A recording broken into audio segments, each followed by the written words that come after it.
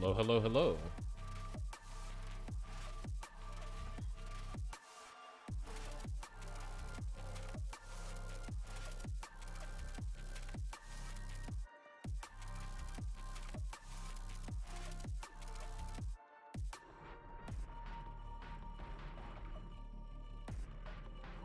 Yes, it is time for a, well, not time at this moment. We got 5 minutes till the countdown's done.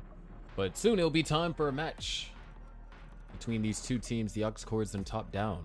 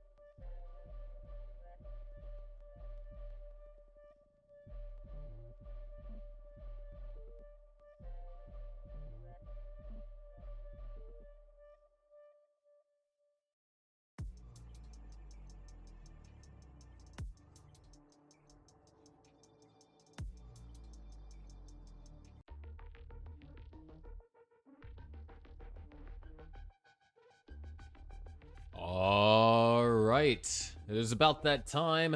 Ladies and gentlemen, welcome to Gauntlet Ascension. I'm your favorite underwater host, Sharky, and today we have quite the matchup ahead of us. We have the Ox Cords currently with a record of 7-6. They're currently ranked 5 out of the 10 teams we have this season, and in winning this match, they will tie themselves up with the Wavy Ones once again. But this match, their opponent is going to be Top Down. Currently Top Down with a record of 4-9. They still want contention to make the top 6 teams to automatically proceed to the playoffs at the end of the season. They have to start by winning this match and every single match after this. So definitely quite the challenge. Of course, Top Down wouldn't be out of contention for playing in the playoffs. There's still the play-in tournament that they'd have to go through. With that being said, here are your matchups for today. Coming up first, you're going to have Peak Eric versus Alex S. Noel versus Lapis. G's versus Somalian. And of course, our captain's match featuring the captain of the Ox Cords, Raw Mations, and the interim captain of Top Down, Doodle. That being said, looks like we do have both of our players. Peak Eric at least has been warming up for the past couple of minutes. Alex S is on a top out screen. So players are there. Of course, players, if you like same piece sets, be sure to confirm that in chat now.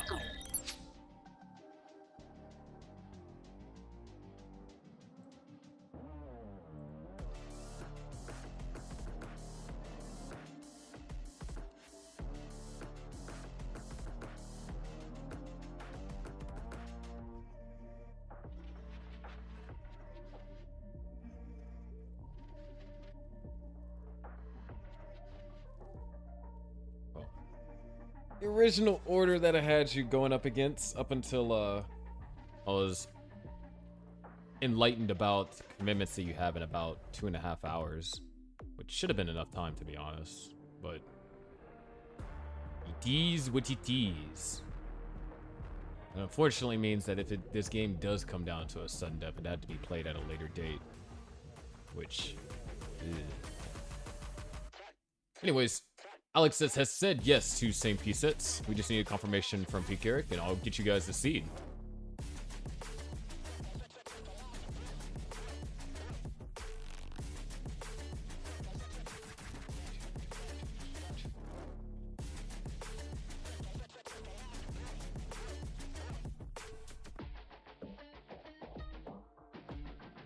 All right. There's your seed. 38 E8 AE.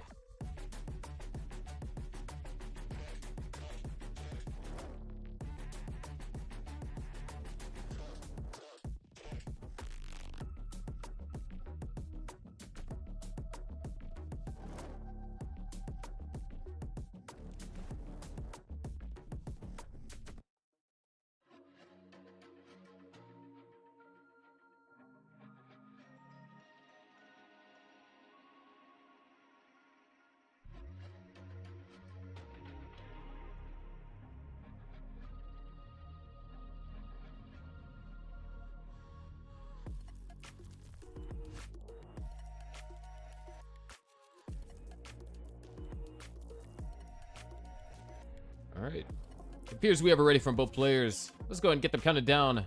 Game number 1 of set number 1 between these two teams, Ox Cords versus Top Down. Here we go in 3, 2, 1, Tetris. Ooh, I did not mean to move that. Why the heck is that layer not locked?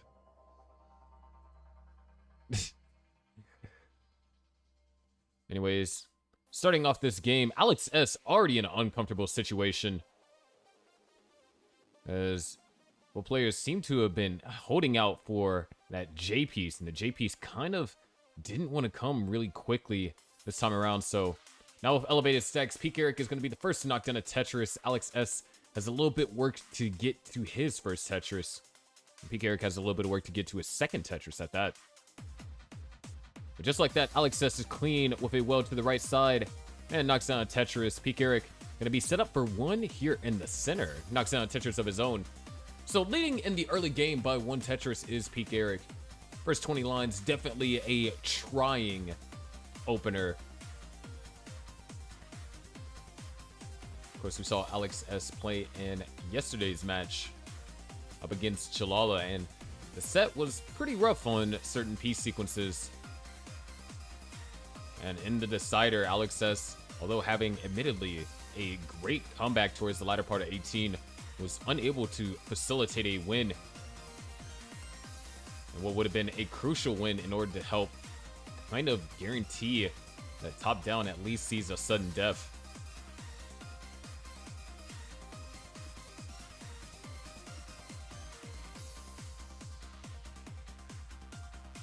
That being said, though, players off to a pretty solid start here in the first 40 lines. A couple of burns going to be forced, as it appears that we are running into a drought.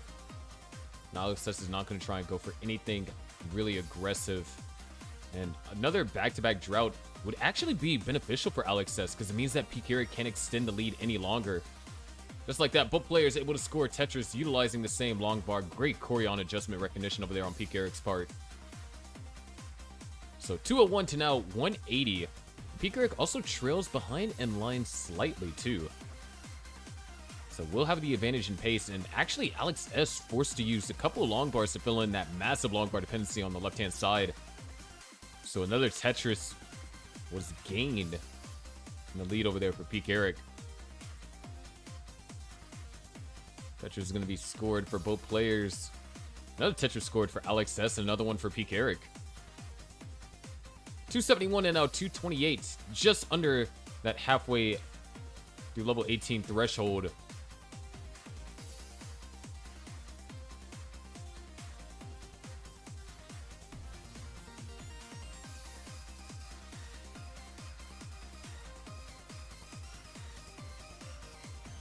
Alex S actually going to be prevented from scoring a Tetris.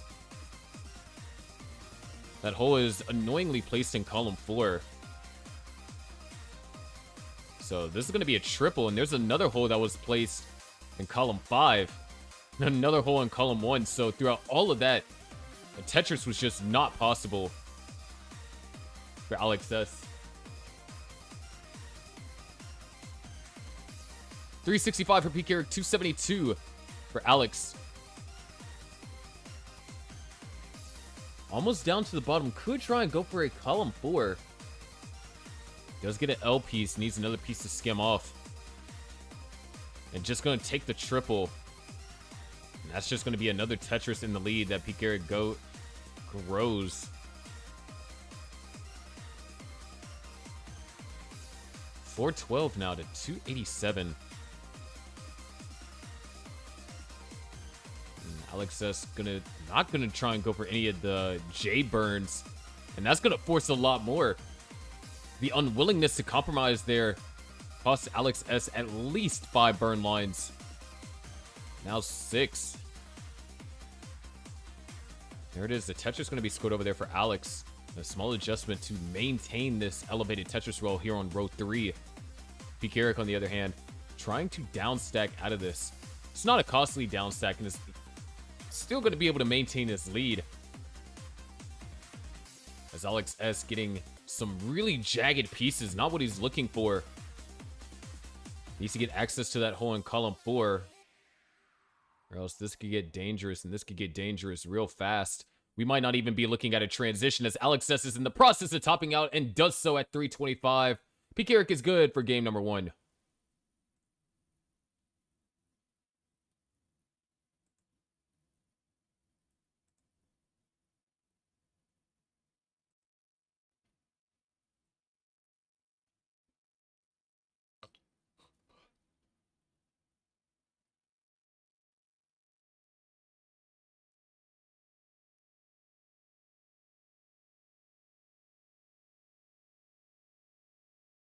All right, looks like we have a ready on the next seed over here for PK. It's at 49.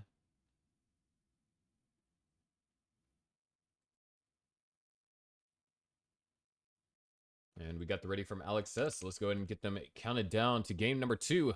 As PK leads game number 1. Here we go in 3, 2, 1. Tetris. There you see LOT. That says lot. So who knows? Maybe we can see a lot of favorable pieces. Or that can go the other way and we can see a lot of droughts. Either way, there has been the expectation that there's going to be a lot of something.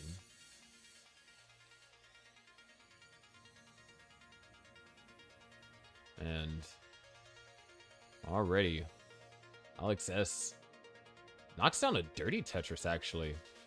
Going to be banking on the long bar, making it over to that left-hand side. And decides to compromise early, not going to try and wait it out. But sometimes that's what you have to do. You can't always rely on that long bar to come, because guess what? We're running into a drought here. And Alex S waiting on that long bar would have been a potential fatal mistake. Now he's setting up for row 2. Peak Eric able to catch back up, kind of bringing us into almost a tie position, separated by half a single in favor of Alex S at the moment. But there you have it, 102 to now 103.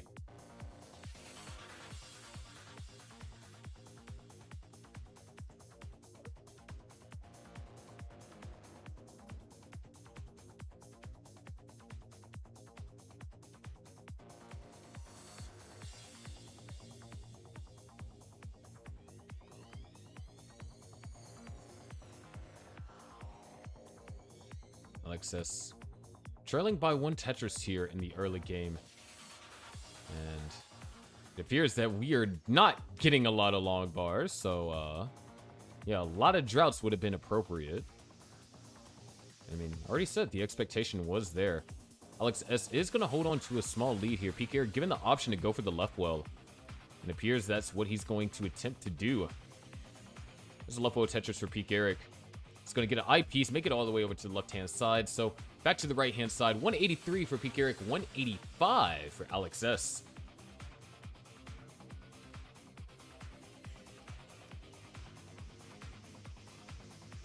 A couple of burns forced over there on Alex S's end. 2 quick Tetrises for Peak Eric. And a Tetris there for Alex S. Peak Eric's being a little bit more efficient with the long bar utilization this time around. As a matter of fact, might be able to convert this into a 1 Tetris lead should Alex S take a burn somewhere. Burn or 2. As Peak Eric had to take a burn just to get Tetris ready at that moment.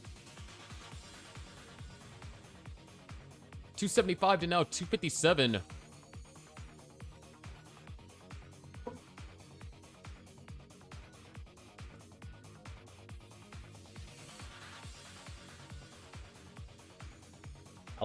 Alex S is long bar dependent in column 3. Does get the long bar, so a split triple will be burned. And a nice T for the double there. Should be able to stay out of harm's way. But this is where Peak Eric is able to grow a small advantage. About 3.5 Tetrises in the lead now. As, ooh, pieces complicated over there for Alex S, but the J piece for the split double going to get the well open, and a Tetris will be scored.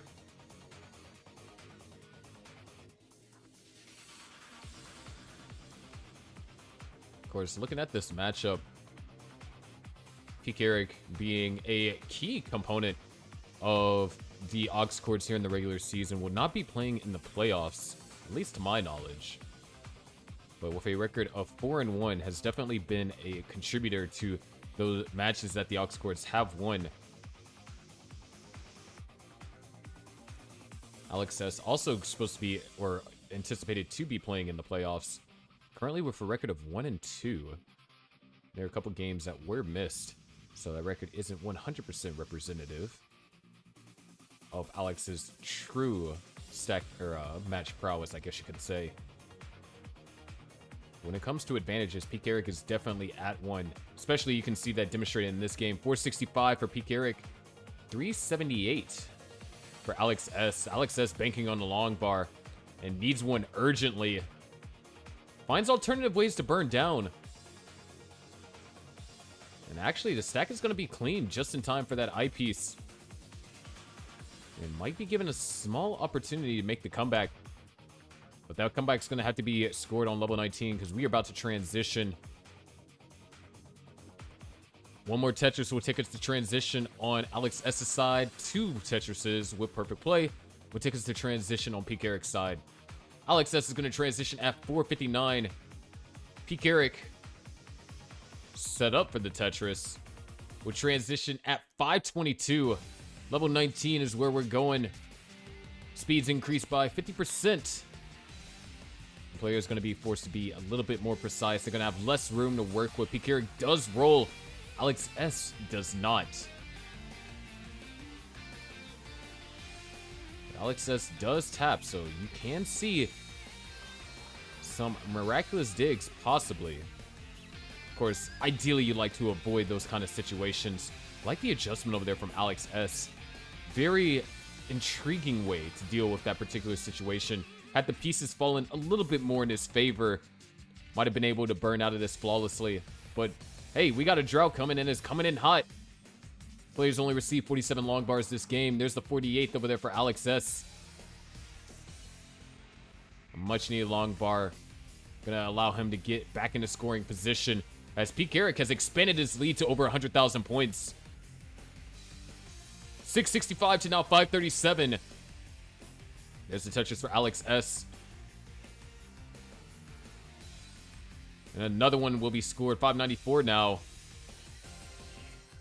Peak Eric, a little bit of a complicated scenario, so this is an opportunity for Alex S. He has a clean board.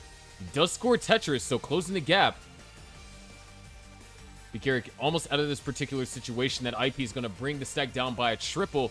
Now, Peak Eric is actually set up for row 2. As Alex S is only down by a Tetris at this point.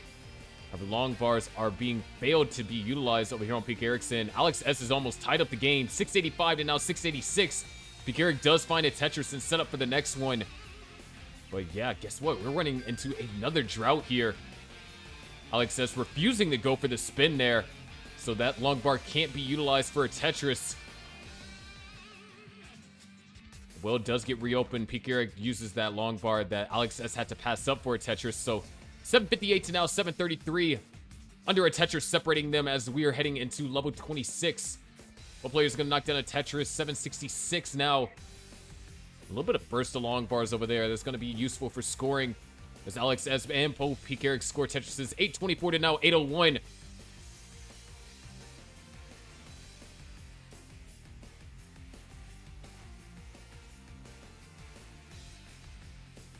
Still just under a 1 Tetris lead for Peak Eric. Both players knocked down a Tetris, so lead doesn't change. And Peak Eric has been scoring off of row 2 the entirety of, I want to say, the post 25. Another Tetris for Peak Eric, 928. Tetris for Alex S, 903. Max out is not possible without 29 play for Alex S. For Peak Eric is a Tetris and change away from a max on his end.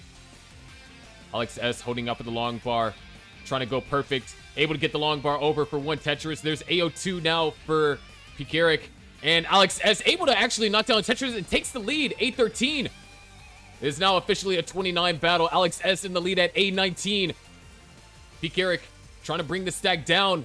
Alex S getting some lines. Left side, or the right side, can't get the tap over. A22, but hold on. Peak Eric needs A23. The hang to the right-hand side, and Alex S takes the match. Or not the match, but that game. The clutch Tetris into level 29 gave enough separation in the play out into level 30.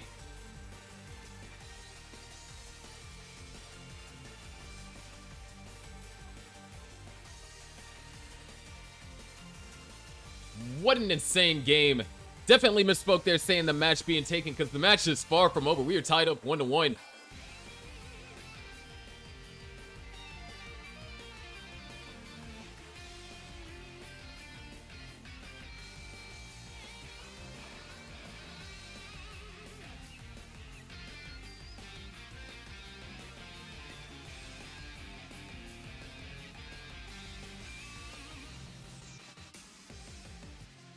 And that is officially Alex S's highest game this season, too.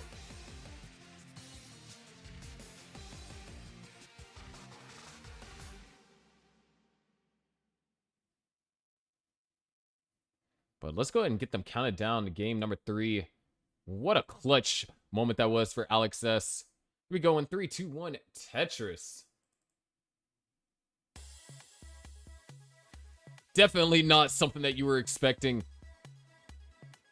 But as I said, and I believe that was game 1, Peak Eric might have the advantage in rolling, but Alex S is a tapper and a decently fast one at that. And just being able to get those extra lines on the 29 speeds going into level 30. And Peak Eric running into a situation truly made all the difference.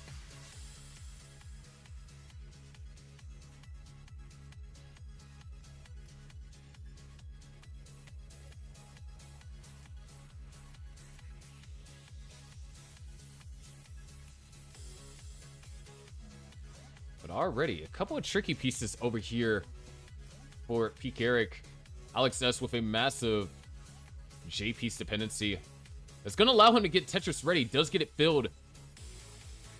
Now left side can be dealt with how he sees fit. However, had to forego using that long bar for a Tetris. Peak Eric knocks down one. And another gets scored.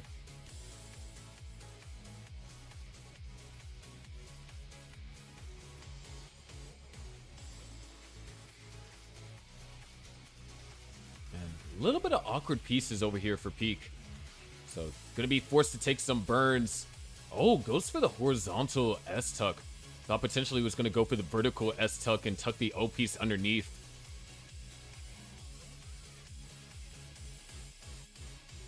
But either way, Alex S thriving off the momentum of the previous game. Fantastic 40-line opener. 232 for Alex S at 45 lines. 148 for Peak Eric at 39 is going to add a Tetris, go up to 171.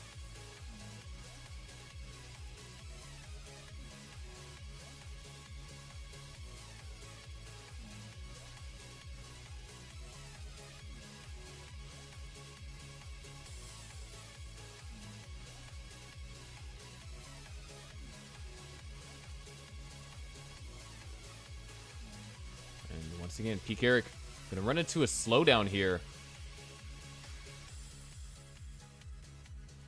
Able to get an eyepiece over to the left. At the beginning of the stream, I said that top down, in order for them to avoid the play-in tournament and guarantee themselves a spot in the playoffs, which depending on how much the Matcherino raises this year, it is possible we can see that all top 8 teams receive a payout of some sorts.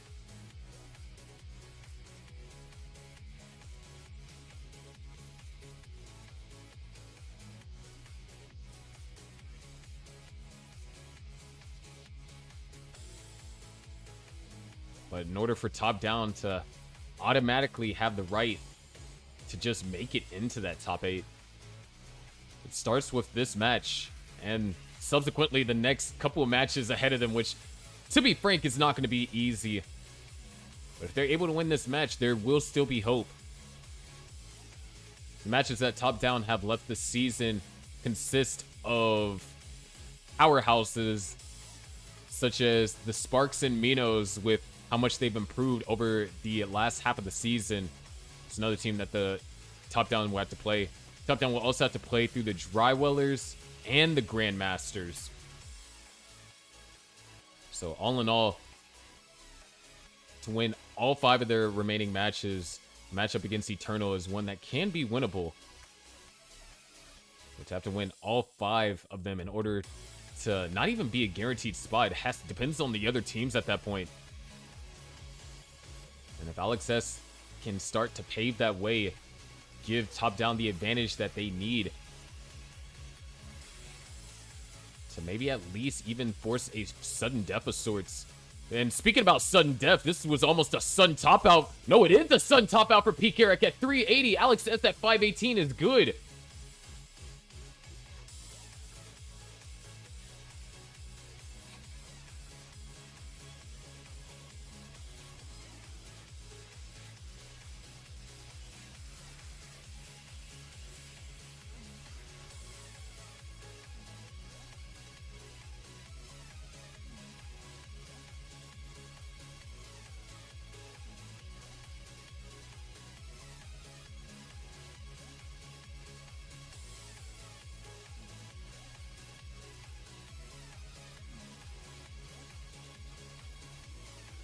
All right, got it ready from both players.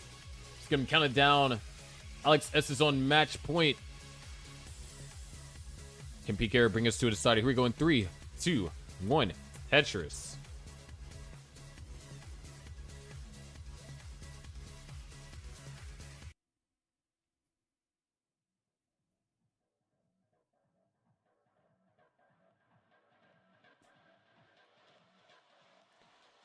Definitely felt like a awkward game from PK. A lot of things just not going right.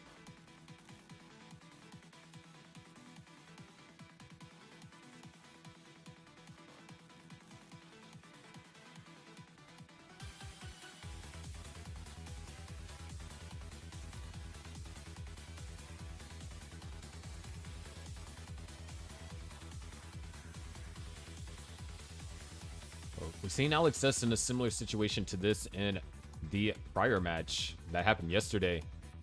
Inshallah was able to win 2 games down this very same position. And actually, if I'm not mistaken, that's Peak Eric's first early top out of the season.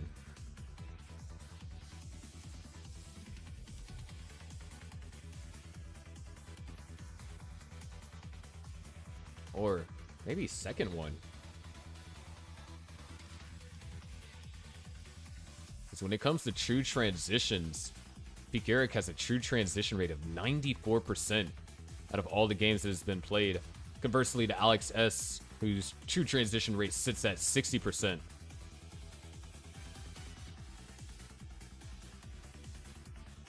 Alex S was on a hot game too. Looking near a high 500k transition, maybe even a 600k transition was possible.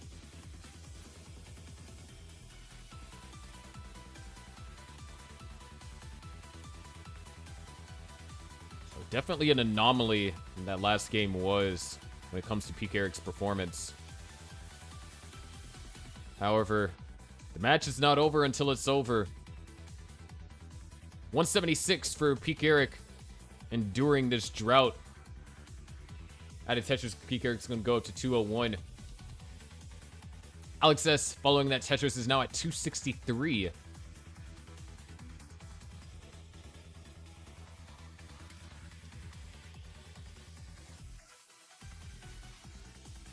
couple of awkward pieces. So Peak Eric's going to have to do some burning. Alex S going to be able to utilize this opportunity. And ever since having just such a momentum shift of that win, being only a couple thousand points away from Peak Eric, Alex S has been on an absolute tear here on level 18.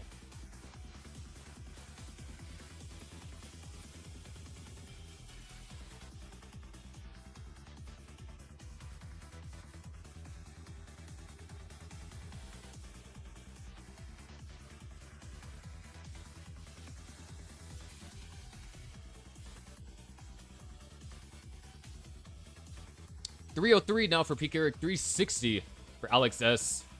Players are at identical line counts.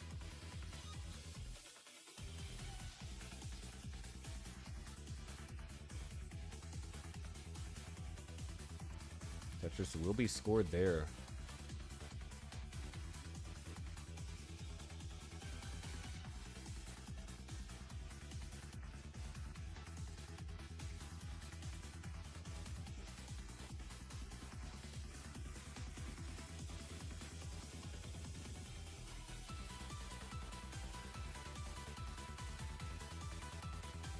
But yeah, 40 lines remain. Excuse me. 40 lines remain until the level 19 transition. Alex S, past couple of lines has been actually quite efficient. 453 is his current score. Peak Eric sitting at 397. Couple quick Tetrises. 420 now for Peak Eric. Gonna go up to 443. Alex S at 500,000. So once again, almost the exact same pace as last game. We're looking at a 600k transition.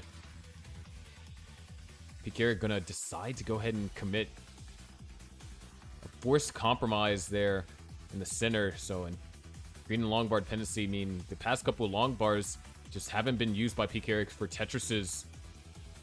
Does find some utilization off of that one, though. Trailing by 2.5 Tetrises now.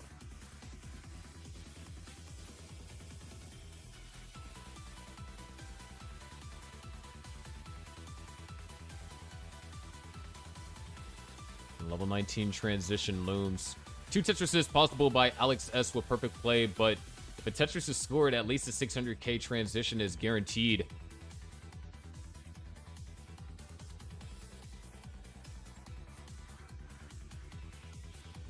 But that is if a Tetris is scored. Looks like we're running into a drought right before level 19. PKeric holds out long enough. Alex S with a concerning eyepiece dependency on the left-hand side. The Hail Mary over there from Alex S. Through the board in a disarray in the hopes that a long bar comes. And it did. But the hang on the left-hand side, Alex S tops at a 631. PKeric has a chase down of 632.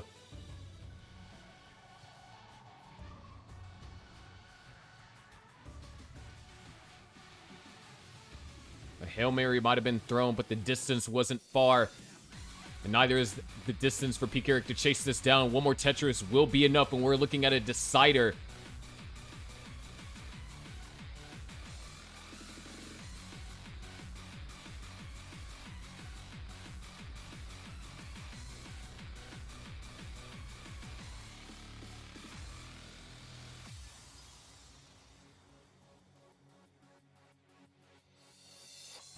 If I'm not mistaken, it's 632.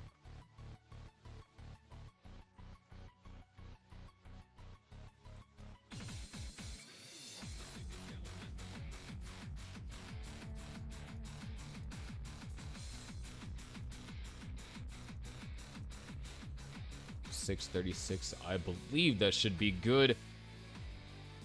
We should be looking at a decider. Yep. PKeric, you are good to go. Decider has been forced. Yet again. Here for Alex S.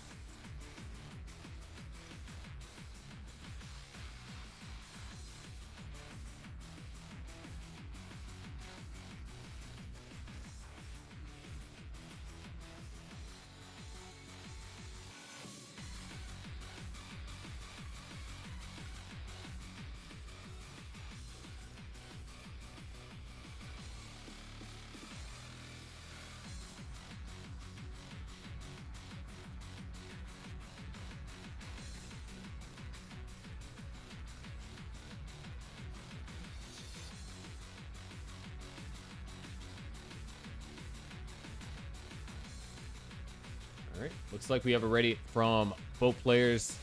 Let's go ahead and get them counted down. We go in 3, 2, 1. Tetris.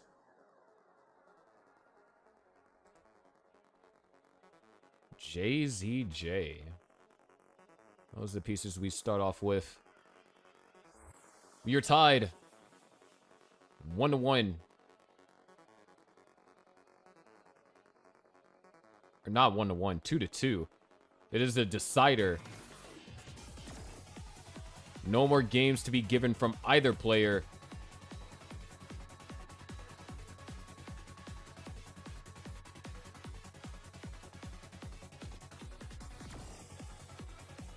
And already, PKeric having to struggle a little bit with getting his first Tetris on the board. Alex S has already gathered 2.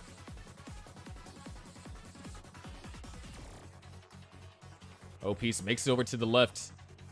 Oh my gosh, that's the top out for PKeric at 7,000 points. Alex S takes the game and top down leads the match.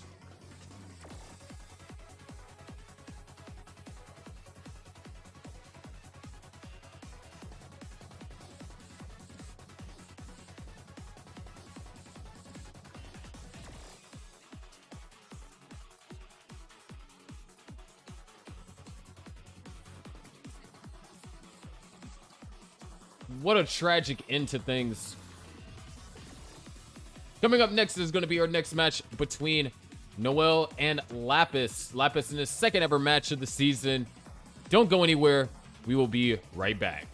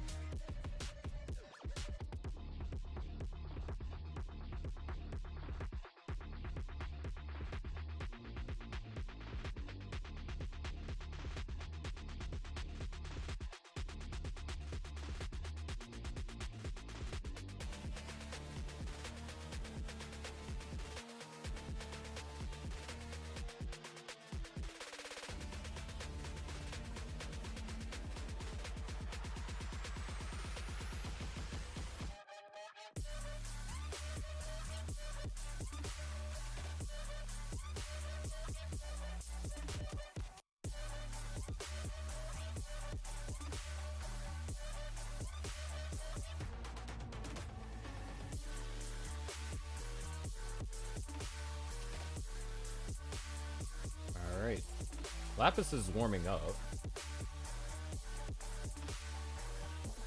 Noel's stream is not live yet.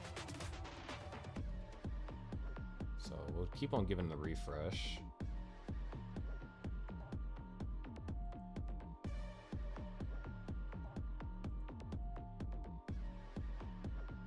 But yeah, all the jerseys I designed.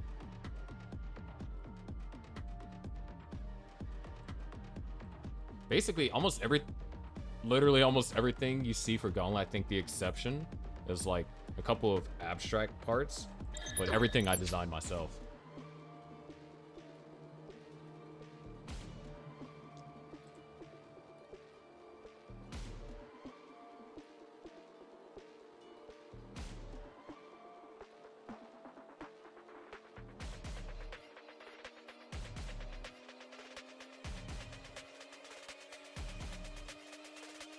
Alright. We got the proper stream, so we're gonna boot it up shortly.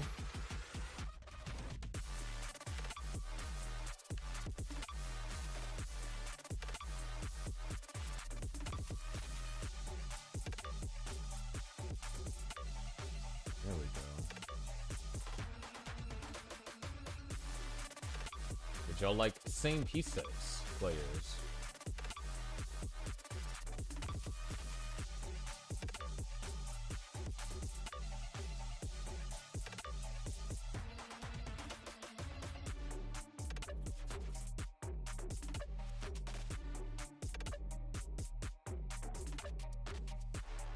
Alright, Noel's fine with whatever Lapis wants. So, Lapis, are you cool with same piece sets or not?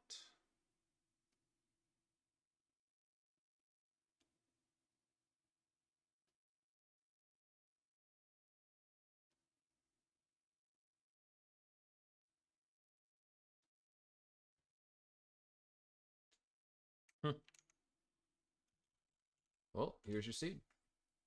When both players are ready, we can get this underway.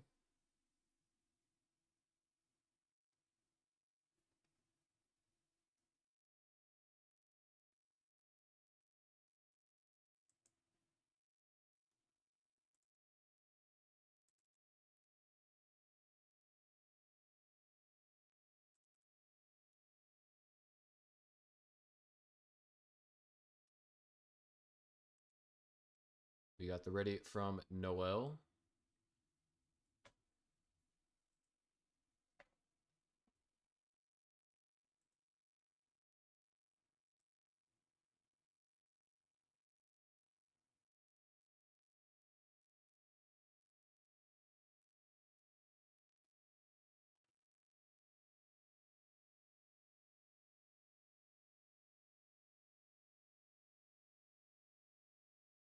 Woohoo. Yeah, Lapis definitely looking to improve some of these stats.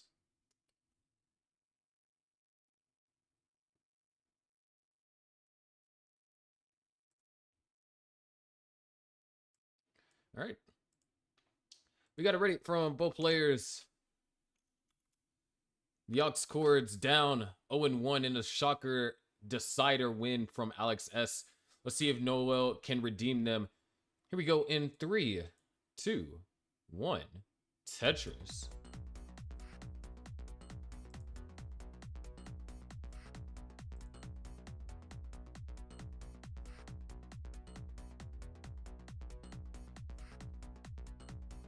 And already very different approaches in the opener. Noel's a lot cleaner than Lapis's. Lapis is going to have to take a couple of burn. This is Lapis' second match of Gauntlet. First match was up against Grand Designs when Top Down played the Millionaires. And unfortunately, Lapis was unable to reach a transition once.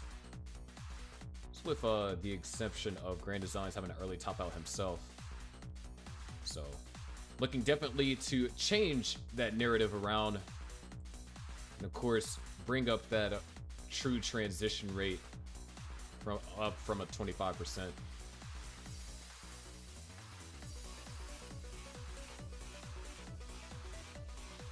Noel, on the other hand, definitely a consistent player for the Aux Chords, especially in the first half of the season. And who could forget the PB that he was able to achieve in Gauntlet itself?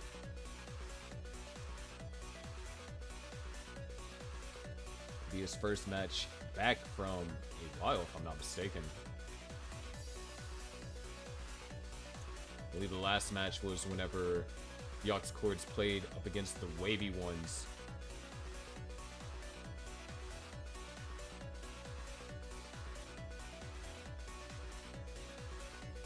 Towards the start of the second half of the season, in which he played Morlando in Morlando's debut.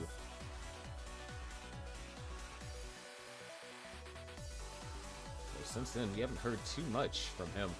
He's definitely to make his name known, as he is one of the players that will be playing in the playoffs. Same as Lapis. So both of these players are part of the active playoff roster.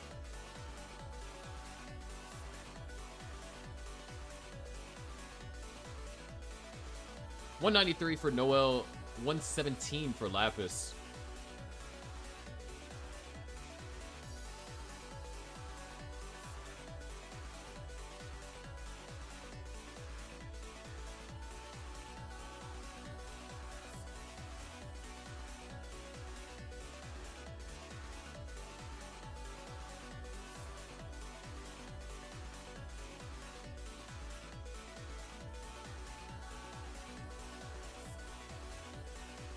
Lapis on the verge of topping out. And there's another early top out from Lapis at 130. Noel is good for game number 1.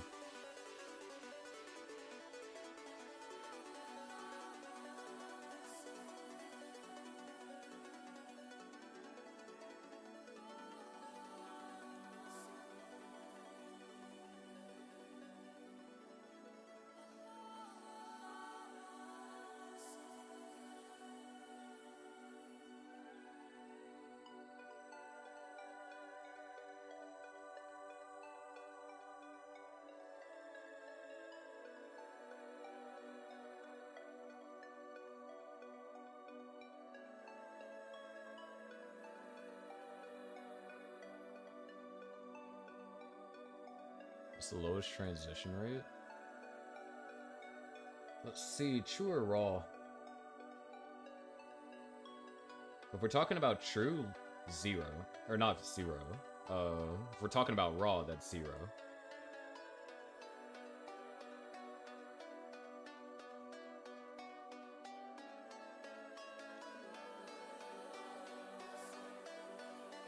If we're talking about true, outside of true, lowest transition rate true is also 0. Kasagiri has 0 on both. Lapis has 0 and 1 and 25% in true. That being said, both players are ready for game number 2. Let's go ahead and cut them down. Here we go in 3, 2, 1. Tetris.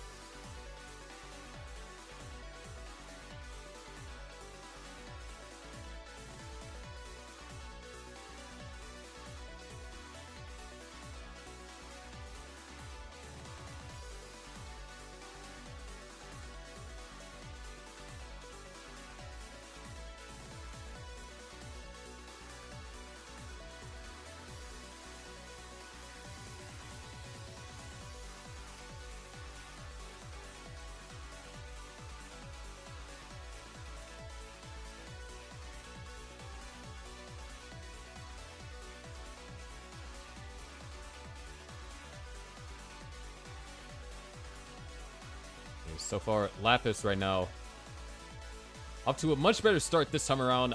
Noel at 91,000.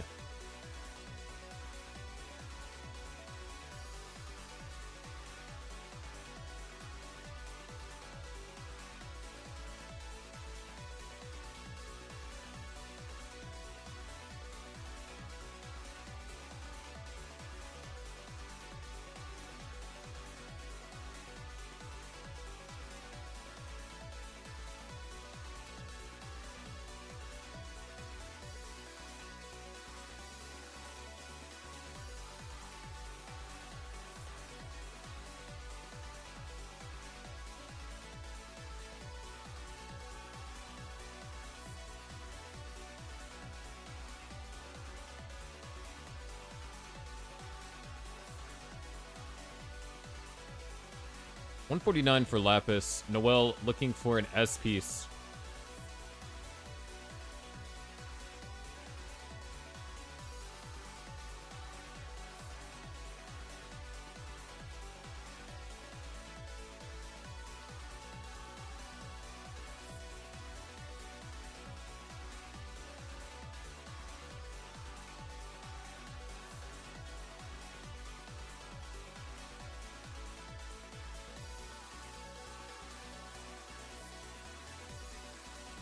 Noel in danger here, having to do some burning.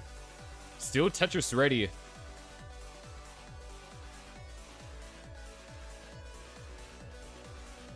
$223 to $223.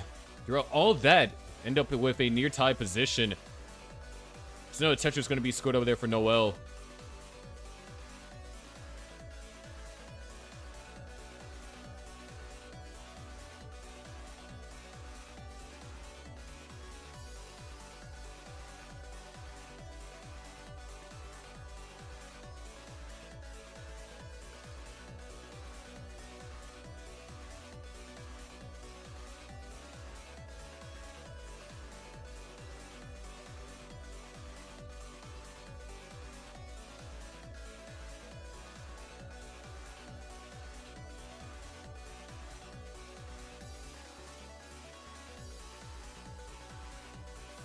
$278 to now $300. Lapis with another misdrop.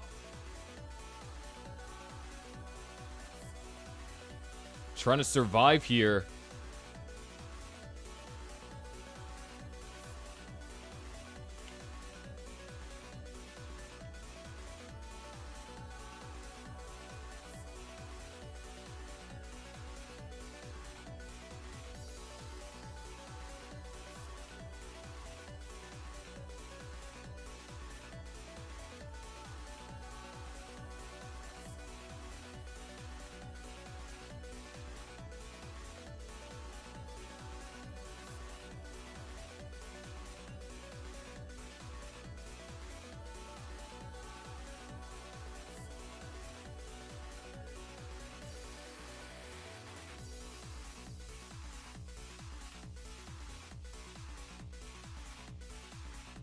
$378. A nice survival over there from Lapis at $305. Now have another delayed burn setup, I hope that was. Not a misdrop. We are closing in on the level 19 transition.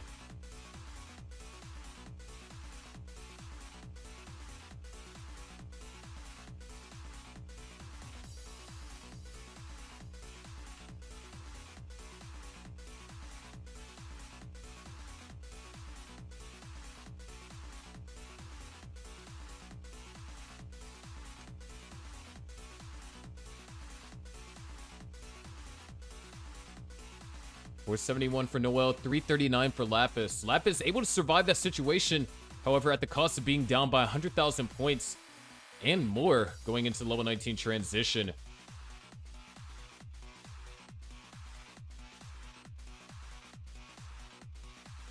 There it is. Lapis transitions at 386, and not with the best of boards either, but throws eyepieces all the way over to the left. Forced to take a couple of burns. Would love a Z or a T piece. Didn't get it. Forced to compromise. Now a long bar dependency over there on column 2. There is. Tetris going to be scored. Noel transitions over 500k. We're looking to close things out here. Bring him to a 2-0 lead here in the match. Lapis focusing on survival. Definitely not a position to score at the moment. Was unable to find the most efficient way to downstack out of his situation and is still struggling to survive. Misses the J piece dependency and creates 2.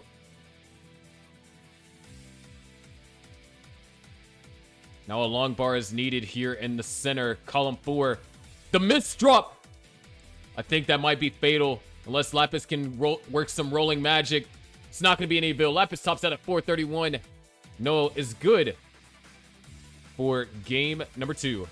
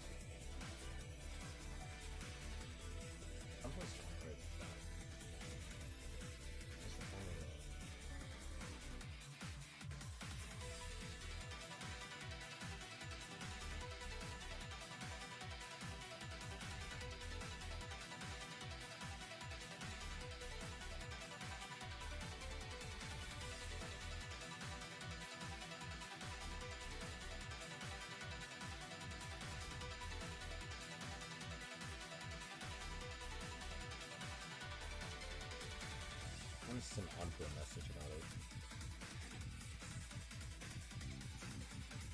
1 second.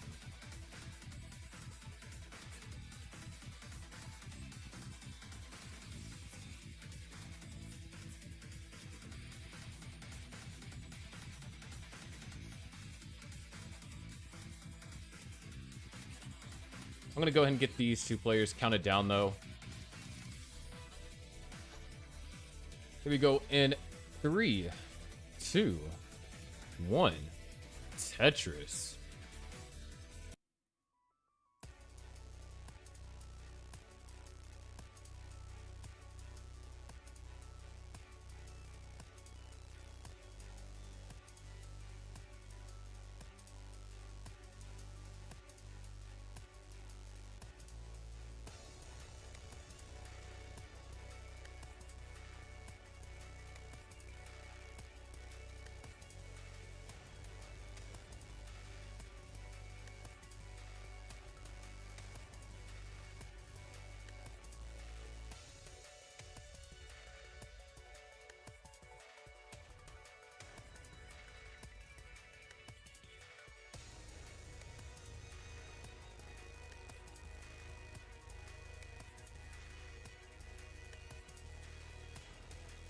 Lapis already in danger.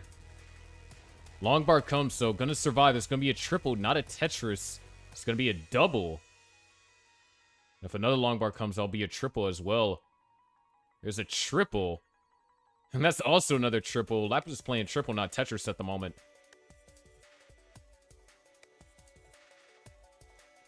Was able to bring the stack down and survive.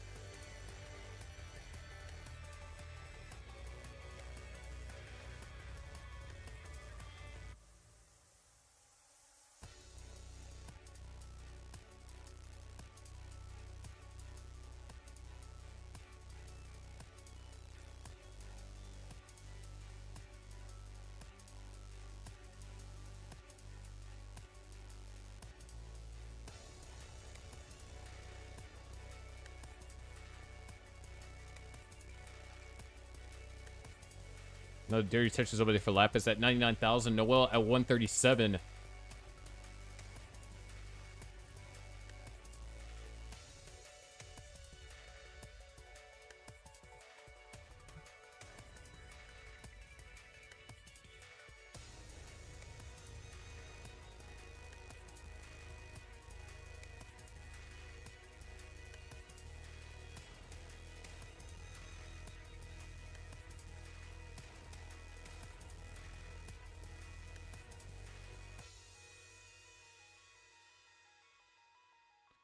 But as it stands, Lapis also in trouble yet again.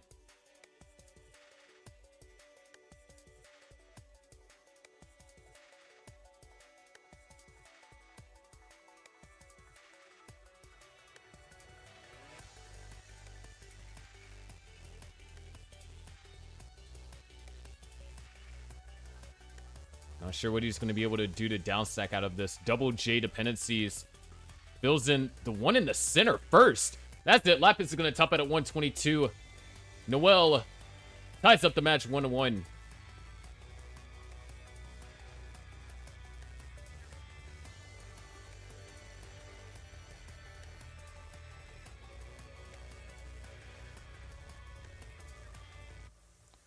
Up next will be our match between G's and Somalian. And I just got told that Rameshan's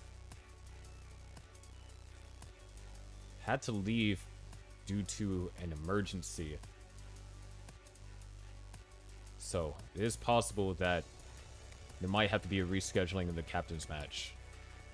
We're at least getting the third match being played. So bear with us as we get that match set up shortly.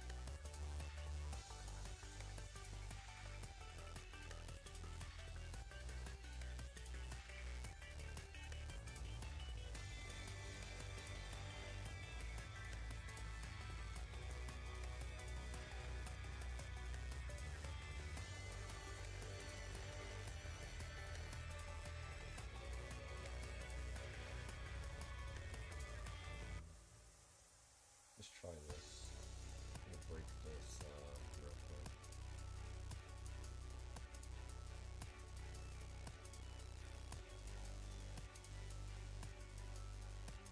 That function does not work.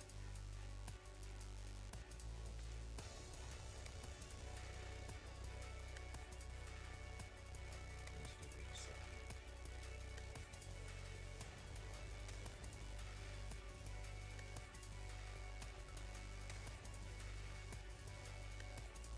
Wait, hold on.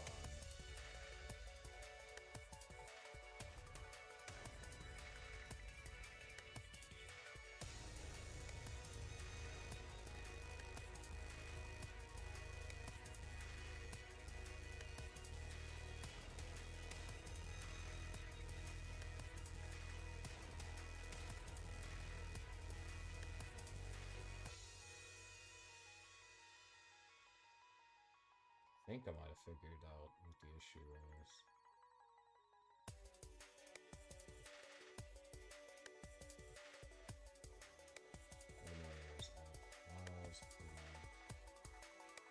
Okay, I think I fixed the formula.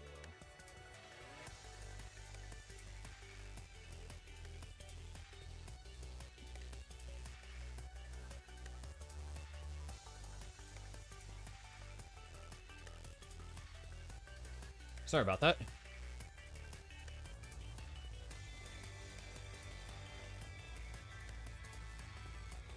Everything should be accurate now.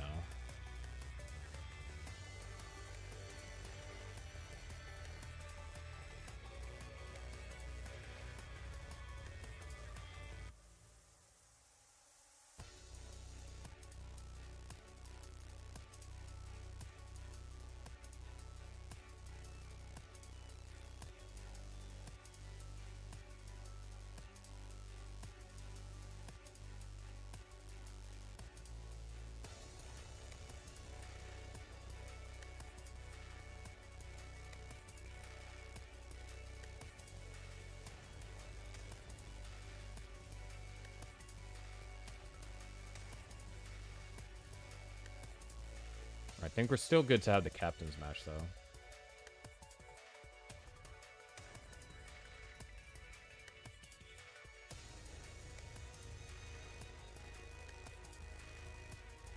Just got an update, so should be good. There's Somalian. Alright.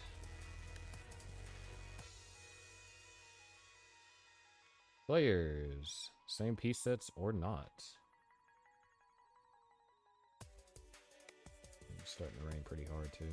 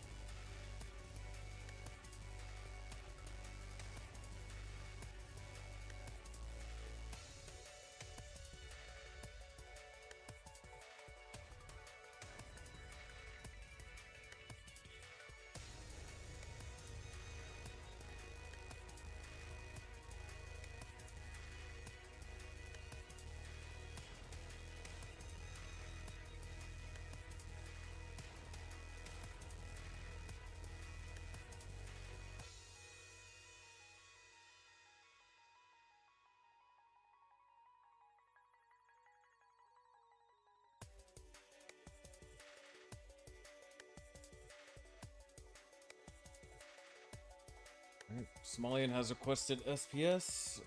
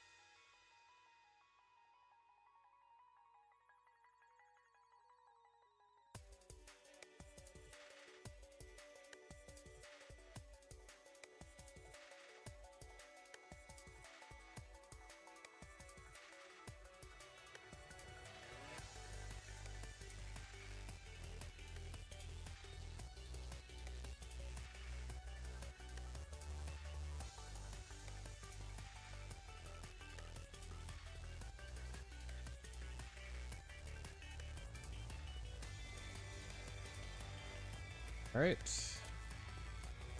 So, was that a yes for SPSGs or?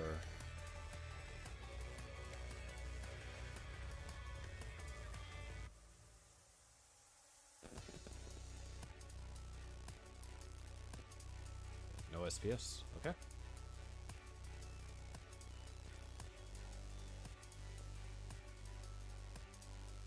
We'll see, we'll see. Well, players are ready. Let's get them counted down. Here we go.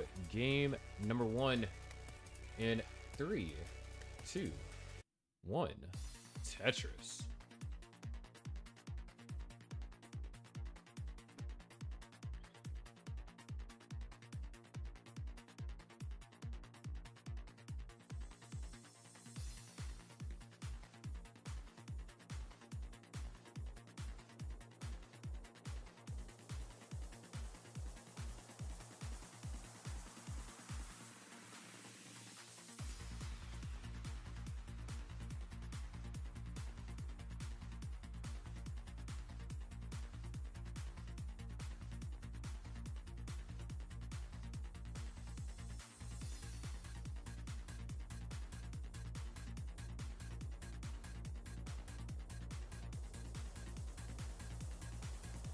Start things up.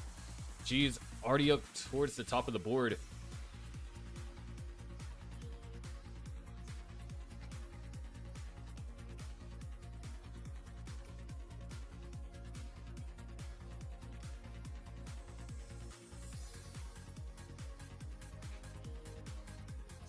So there's level 18 speed, so it's a bit more survivable than the higher speeds. G's gonna open up the well and knock down his first Tetris. Somalian has already got one on the board. He's able to find one there too. So a little bit of turbulent openers for both players. 70k to 63k. Like that 93k to 86.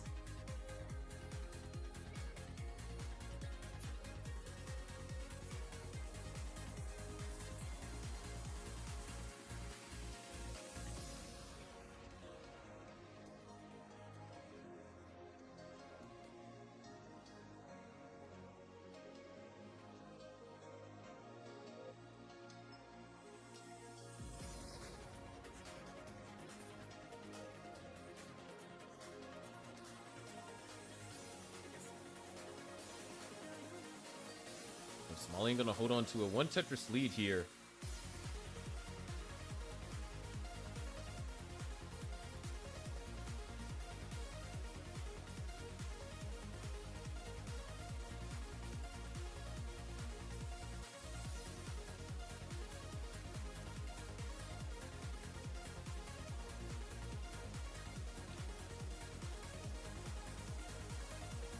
Since this is different piece sets, you're expected to see some level of turbulence.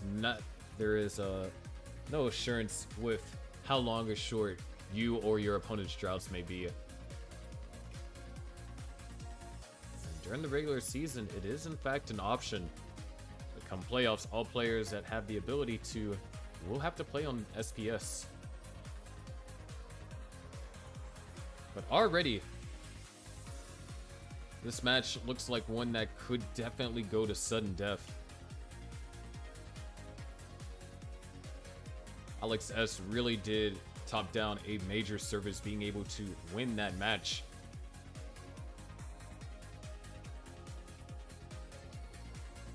And it all started with the momentum gain from that insane game number 2 to tie up the match.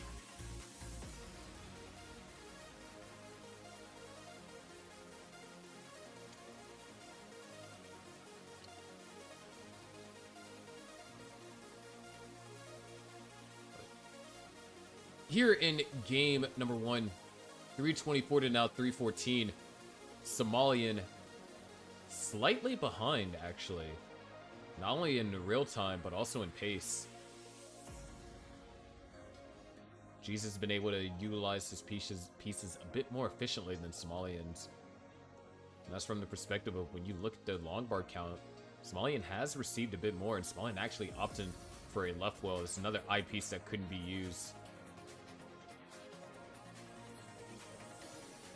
So just really a struggle of being able to score consistently or be in a position to score consistently for Somalian. G's also running into a slowdown himself.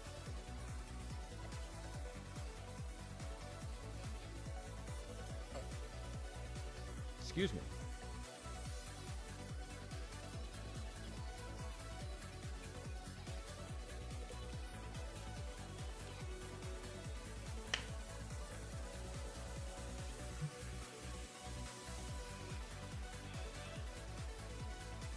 $385 for G's, $417 for Somalian.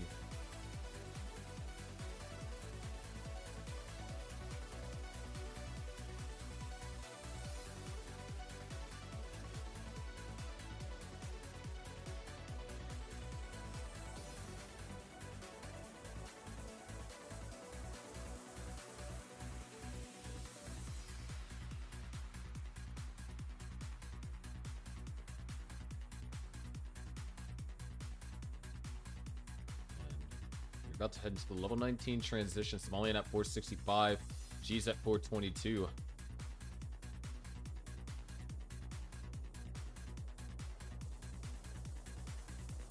Here's a transition for Somalian, 490. At the end of the day, will be transitioning higher than G's, but also burning early in the level 19. G's will transition at 446, knocks down a Tetris, goes up to 470. Set up for another one.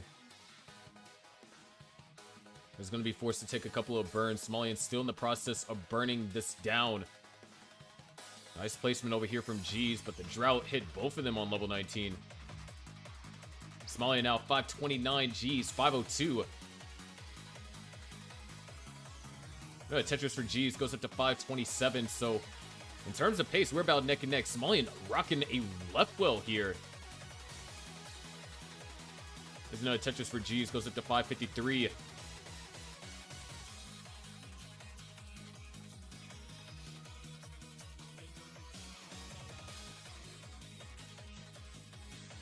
$582 over here for G's, $587 for Somalian.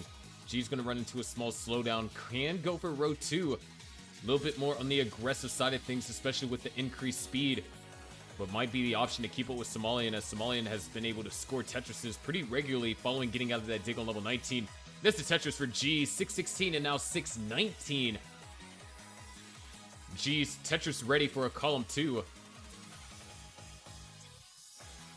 Putting out for the long bar patiently. Long bar nowhere to be found.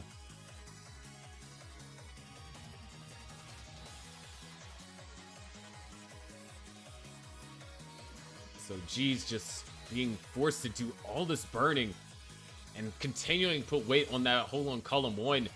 Somalian has almost built up 100,000 point lead.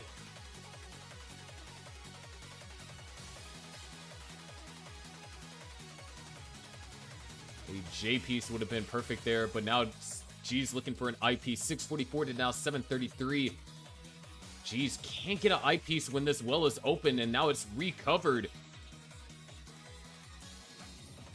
At this point, G's gonna want to hope for a top out from Somalian. Tetris hasn't been scored in the past 3 levels. And there it is. Finally, a Tetris scored over there for G's. 692 to now 745. Tetris for Somalian goes up to 781.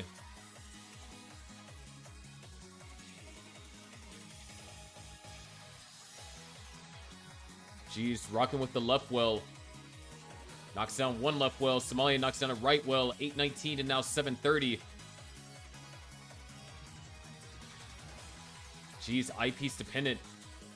Does get one eyepiece, now needs another for the left well. There might be a chance here. Somalian encountering some issues. G's needs these Tetrises here. There's one. Can he squeeze out a second? Oh, that's transition. No more birds for G's. Somalian at 868 is going to be good for game number 1.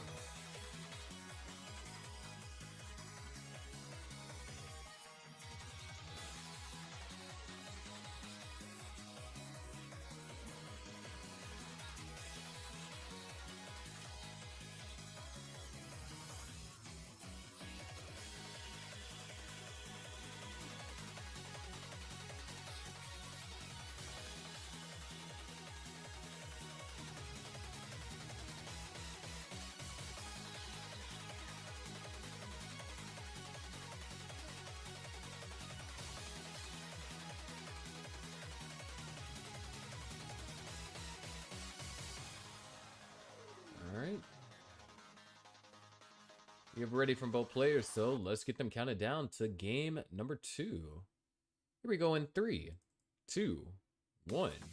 Tetris.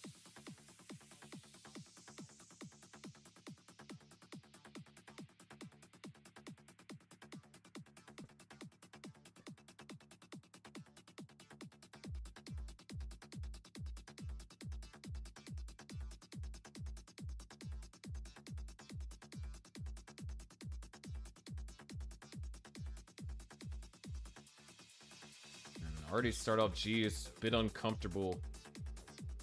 Not gonna be able to score Tetris off the first long bar, or rather the second long bar that he receives. But it's set up here on row 2. Able to just barely get that Z piece over to the left. There it is. G is on the board with the Tetris. And that T piece not quite able to rotate in this correct orientation.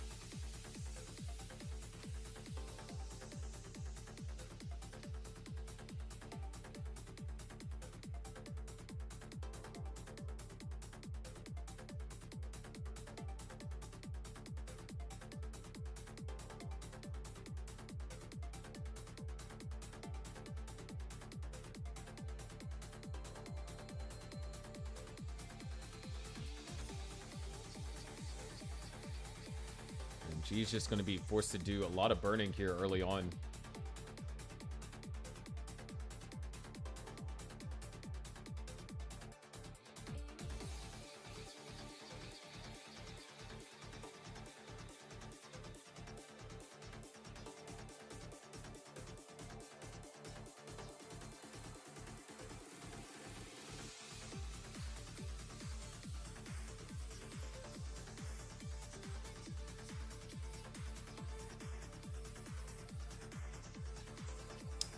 211 over here for Sodium, or not Sodium, Somalian. Whoa, where does Sodium come from? 101 from G's. Whole different team.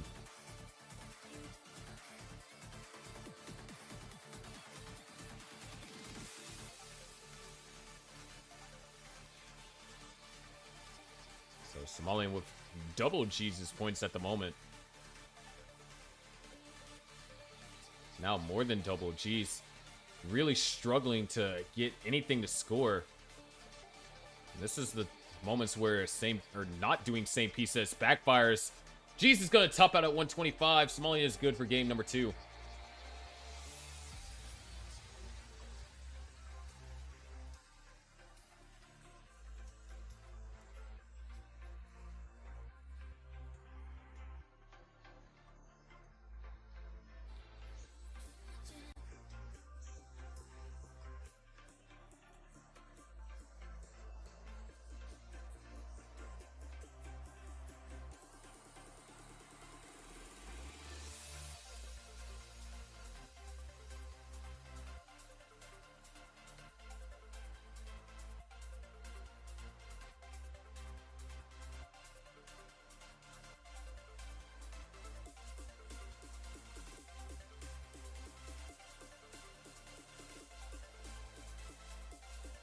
Both players are ready. Let's get game number 3 counted down. Here we go in 3, 2, 1.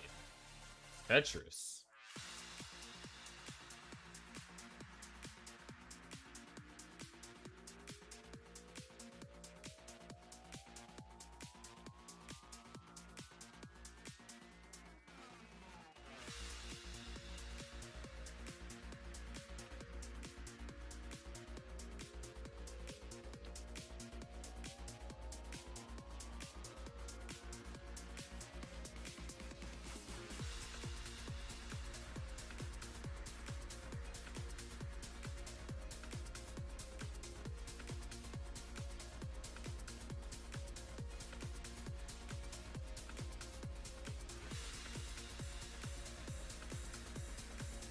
Much better opener for both players, actually, here.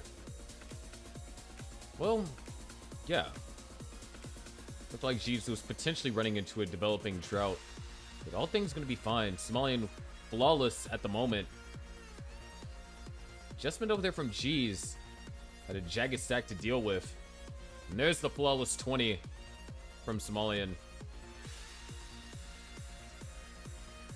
Going to be able to go for a flawless 24. But following that, it's going to have to take burns.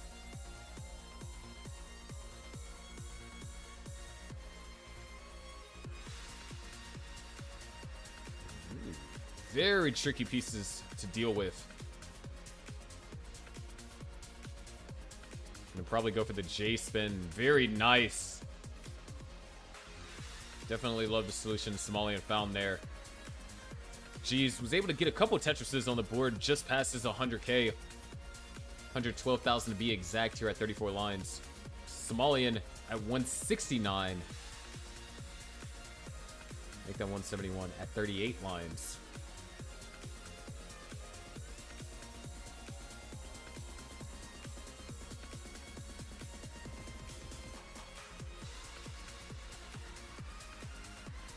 Little bit of trickiness over here for Somalian. Finding some great burns, though. Burns that help him keep alive. T-piece wasn't the greatest piece to receive there. So there is an opportunity for G's. The long bar comes. Definitely utilize this moment that Somalian spent burning to catch back up to a score. So Tetris is going to be scored there. Gonna set up for a second one. Somalian.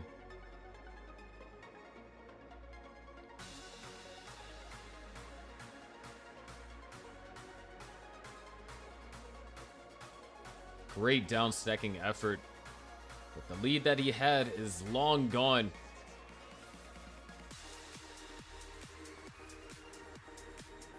G's behind by 10 lines. So about 2 Tetris worth in lines. Maybe you can count a third one there. Definitely holding on to the advantage early on. And you kind of have to. In Jesus' case, it's do or die. Speaking about die, the stream died.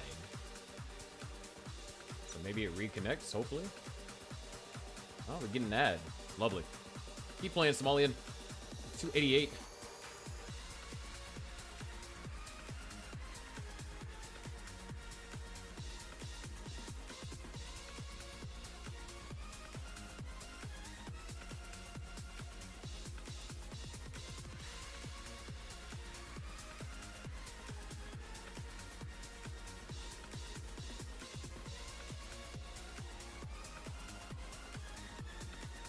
And 353 for G's at 89 lines, so still holding on to the lead.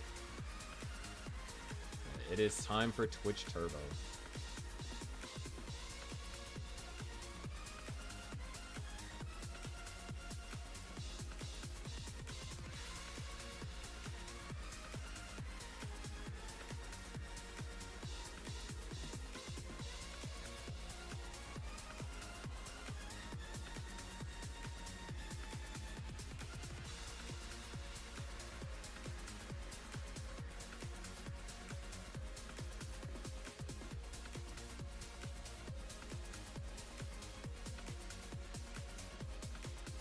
$387 now for G's. Somalian with that dirty Tetris goes up to 376. And with that, the well is going to be clean. And now G's is the one having to operate with a dirty board.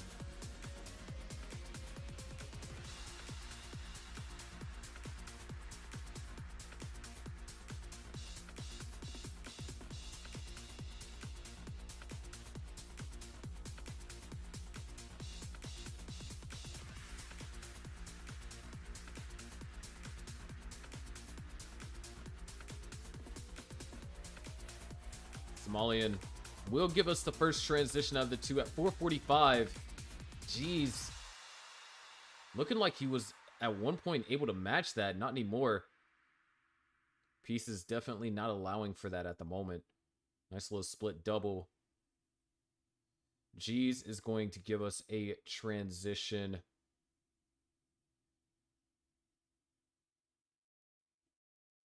A 410 is going to knock down the Tetris.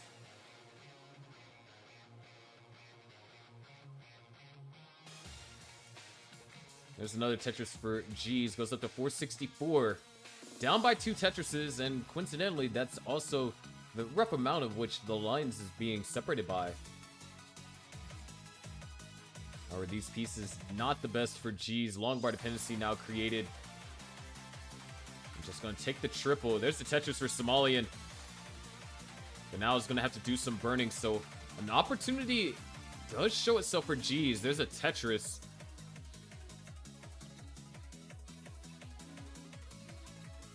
There's another. 528 to now 547.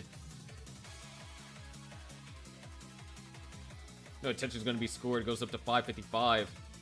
Now 578 for Somalian.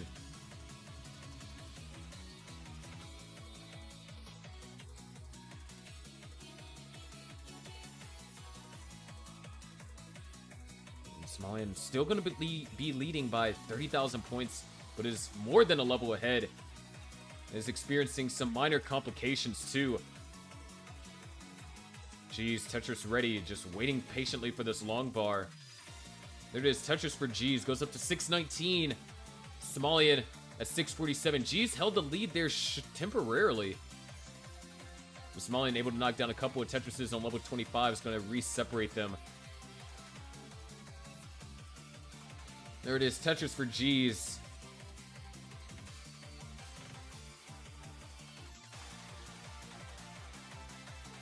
Another Tetris for G's goes up to 687.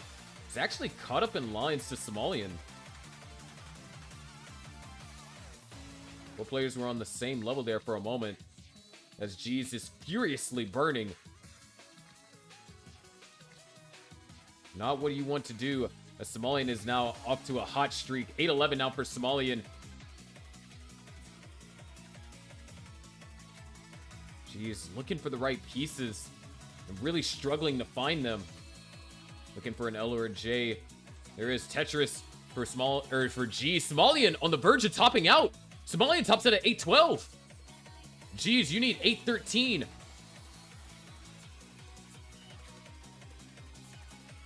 This is not an easy chase down. 2 Tetrises at least is what's needed. Oh, Jesus is going to go for the column 2. Yeah, he's committed to it.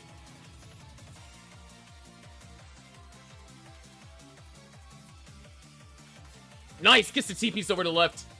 One more Tetris will be good enough. Oh, decided not to go for the T-burn. That would have been enough to set him up for the Tetris. Can't take a triple. There's the double. No more life to burn. Jeez, doesn't get the chase down. 1 Tetris shy. Somalian is good for game number 3. Top down, lead the match 2-1.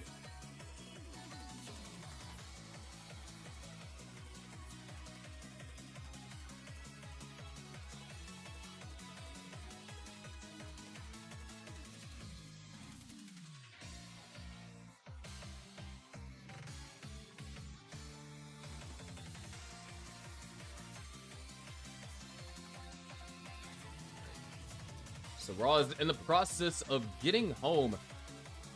So hopefully we'll be back in around 10-ish minutes. But in the meantime, I'm gonna head to our intermission. Top down, doing what they need to do to try and keep their season alive. However, a sudden death can be forced. So we'll see where we go from there.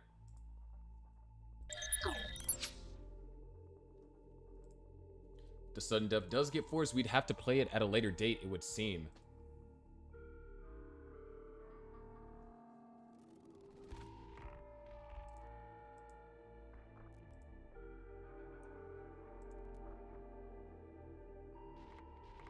Unless it's swift. If it's really quick, and I think, like, if Raw Missions is able to sweep Doodle and we go to sudden death, then we'd be able to play it today.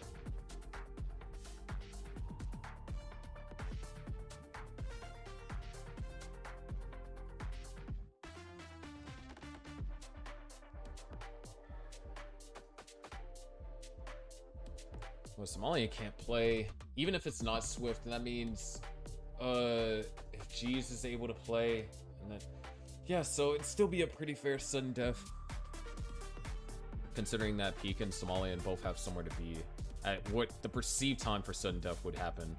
So yeah, it'd still be even. So we could still do it today, if it happens. That's depending on Raw Nations, and that's who we are waiting on to get home, because had an emergency that he had to deal with, or an obligation that he had to deal with prior to this.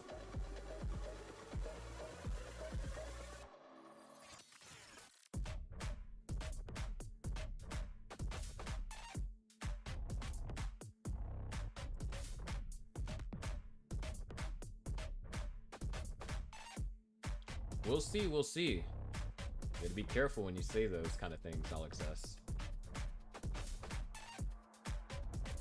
The esports world has a very funny way of humbling people with bold predictions. I'm gonna run a quick ad while I get the match set up preemptively.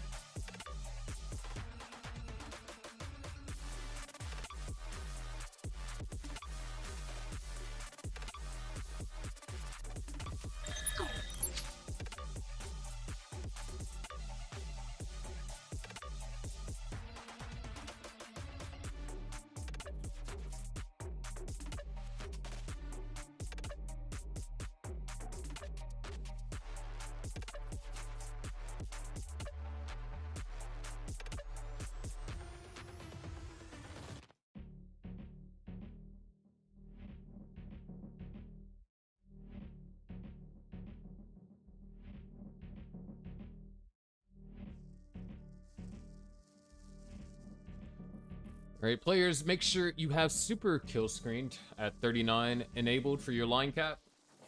And the seed is pinned in chat.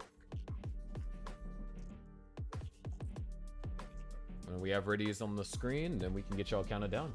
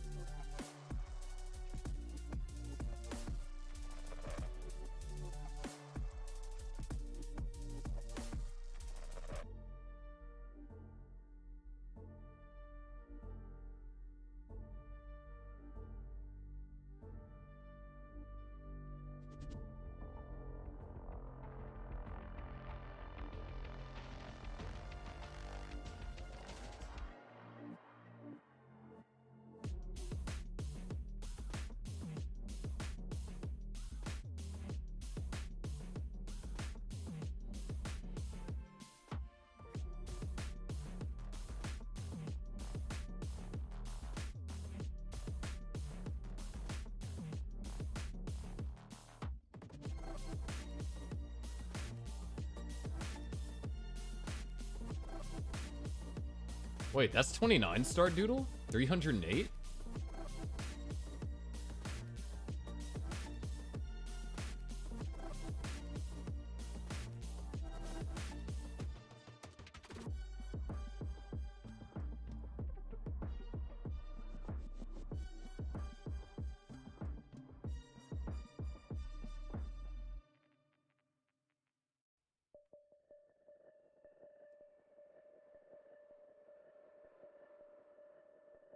Dog, why is it gonna rain all the way until 1 a.m.?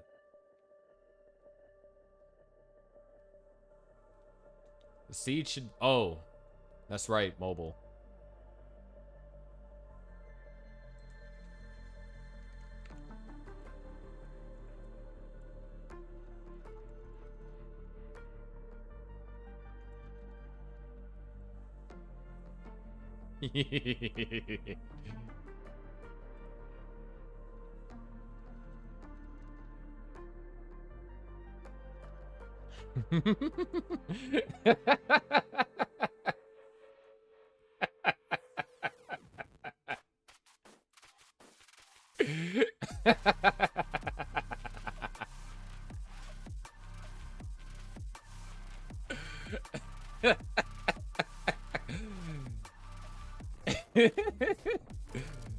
Noel, you have no idea. You have no freaking idea, dude.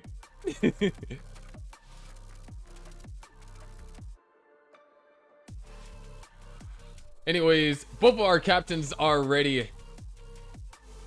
Let's go ahead. Let's go ahead and get them counted down to our captain's match. Here we go in 3, 2, 1. Tetris.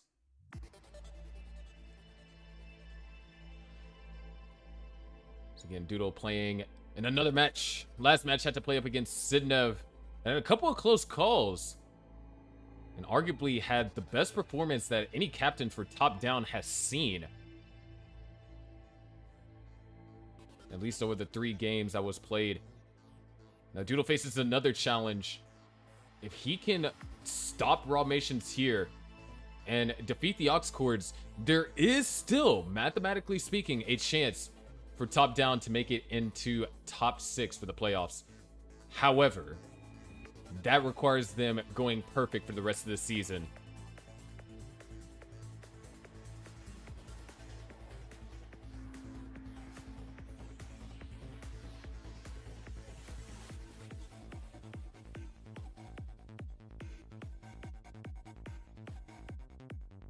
But to start things off, both players off to pretty good starts. Doodle had to take a couple of burns early on. Ramations, on the other hand, 1 line shy of being perfect. Now 2 lines.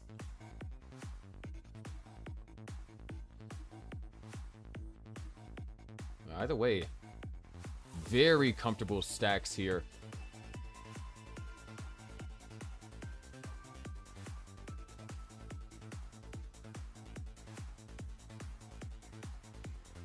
$184 to now $150.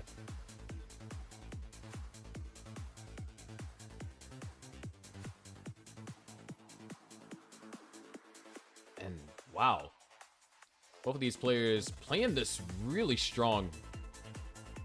Looks like Doodle was unable to get that S piece all the way over to the left, but at the same time, it didn't seem like a misdrop.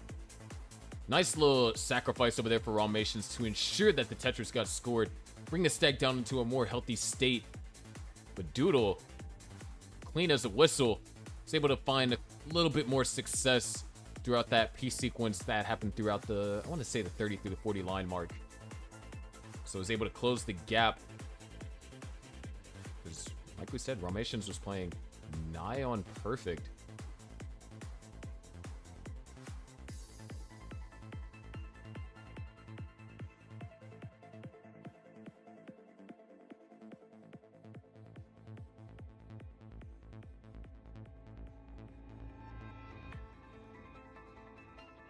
$284 for Ramations, $256 for Doodle, trailing by 1 Tetris.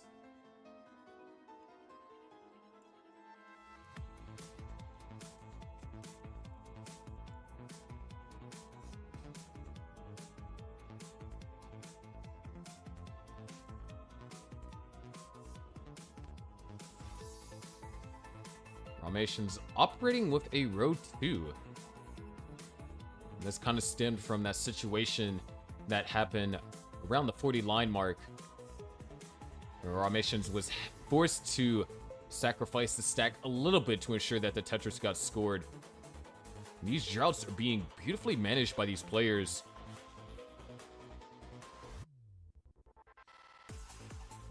$350 now for Doodle, $401 for Ramations. And you can argue that Doodle has had a higher long bar utilization rate than Ramations in this game. However, Doodle has been forced to take a lot of burns. And so despite having a higher long bar utilization rate, there's also the fact that the amount of burns that Doodle has been forced to take has allowed Ramations to build up that Tetris and a half lead.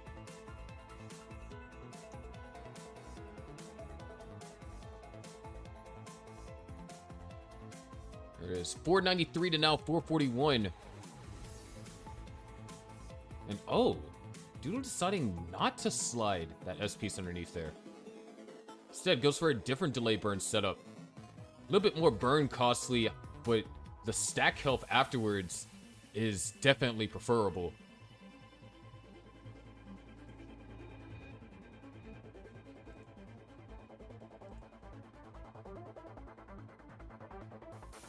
Nice little T-spin over there for Ramations.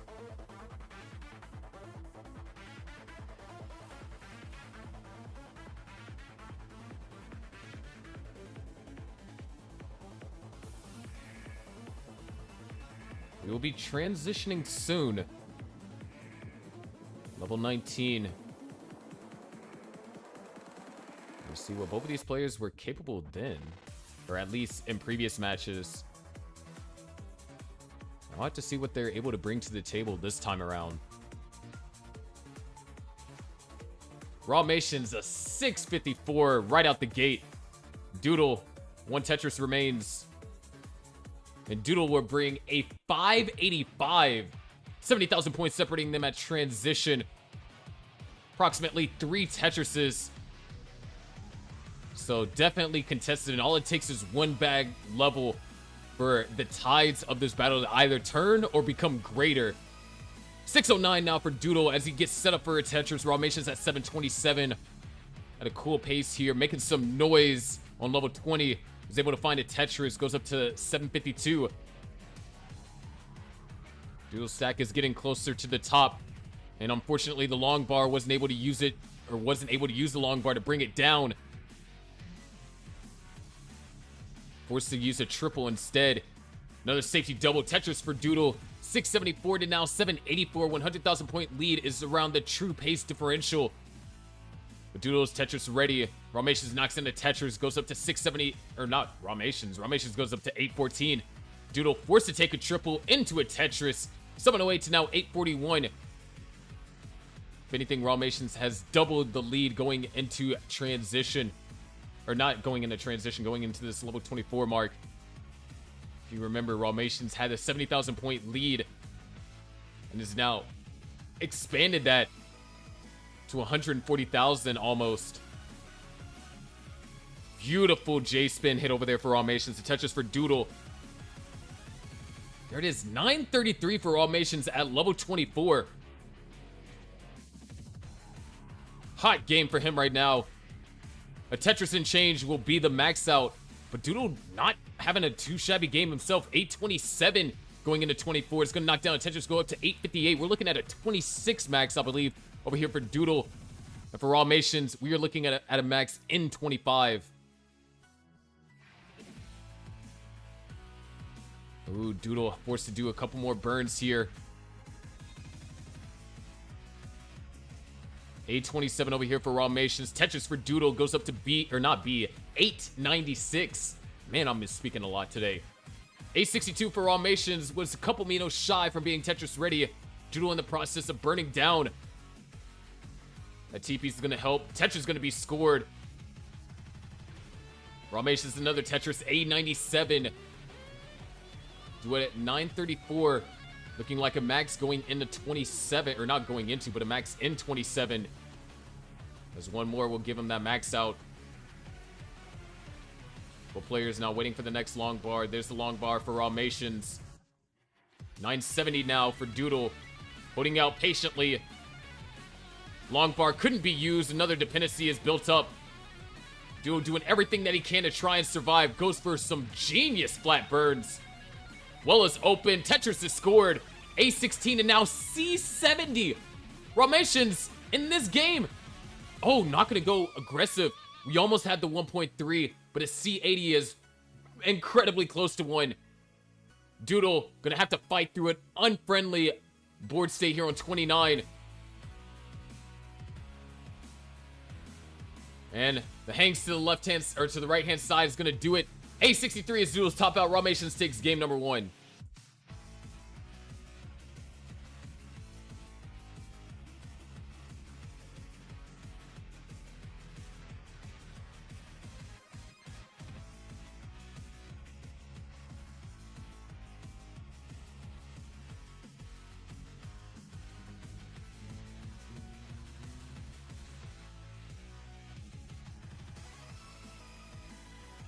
D55 is the top out score.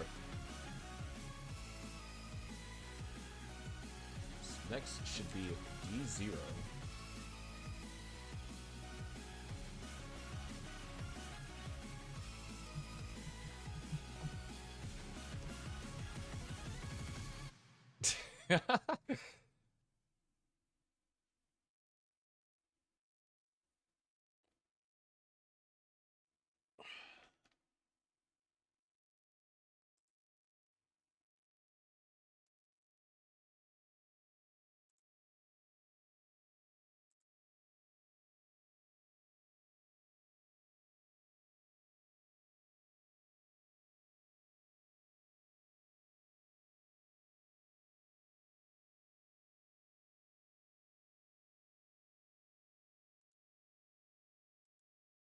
All right. You got it ready from both players. Let's get them counted down to game number 2. Formations lead, but Doodle, see if he can bounce back. We're going 3, 2, 1 Tetris. And it appears that Formations opening up with, I guess you can say that it's a misdraw, but at the same time, it's so early in the game that you could argue that it was calculated. Maybe Formations wanted to go for the left well. It's the very first piece of the game. I think the only other exception is going like Z flat on columns 1 through 3 that you could genuinely say that it was a misdrop. You see little thumbs down over there from Formations.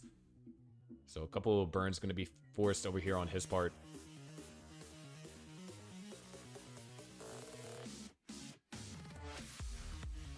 Either way,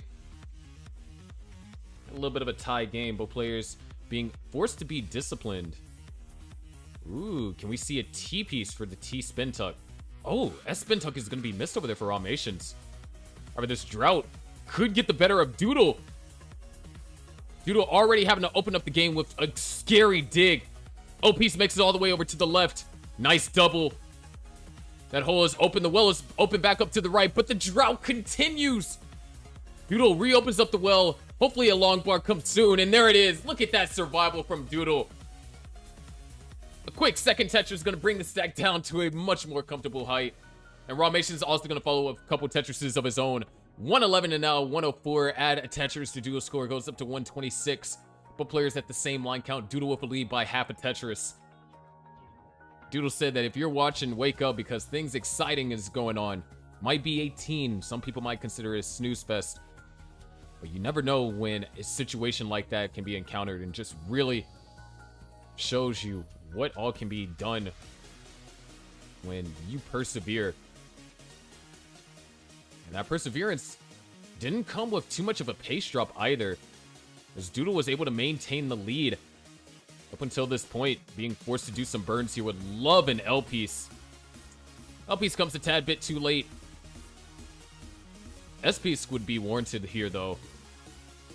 Nice alternative solution using the T and the Z piece, swapping the dependencies.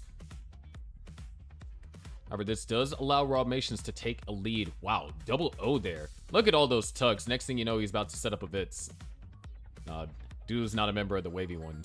228 to 228. A little bit of separation in line, so Formations is going to take the lead there.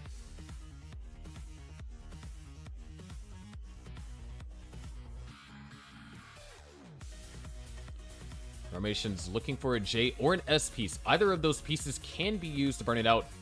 Neither hit the stack. So this is actually a great opportunity for Doodle.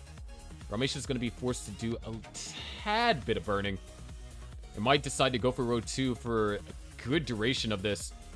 Love an L or a J. L or J nowhere to be found. When he finally gets it, didn't have the same use for it as he required earlier. That's going to allow Doodle to take the advantage. Interesting back and forth battle that we have here on level 18.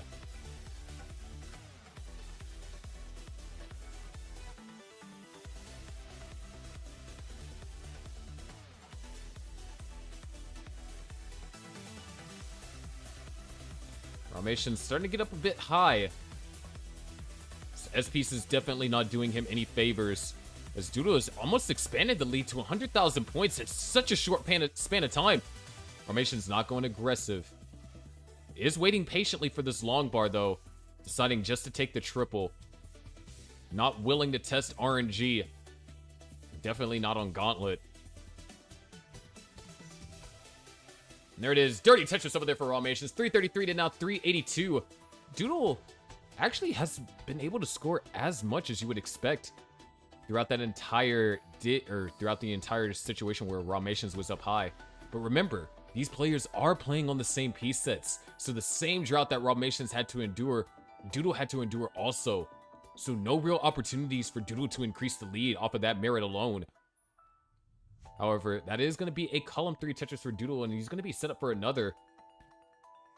There's the Tetris for Ralmations.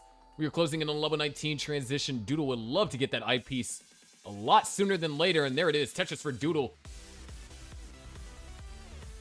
Drawing up something fierce here. Nice little lead to help establish some degree of comfort going into the post-transition. One Tetris available for both players. Ralmations can't find it. Doodle, however, is set up for it. And there it is. Doodle's going to bring us into transition. A 483, near a 100,000 point lead on Ralmations, and Doodle has a clean board to boot. There's another Tetris for Doodle. Goes up to 508. Ralmations trying to downstack this. And those pieces are going to be absolutely perfect. Ralmations back in the building position. Another Tetris for Doodle going into 20.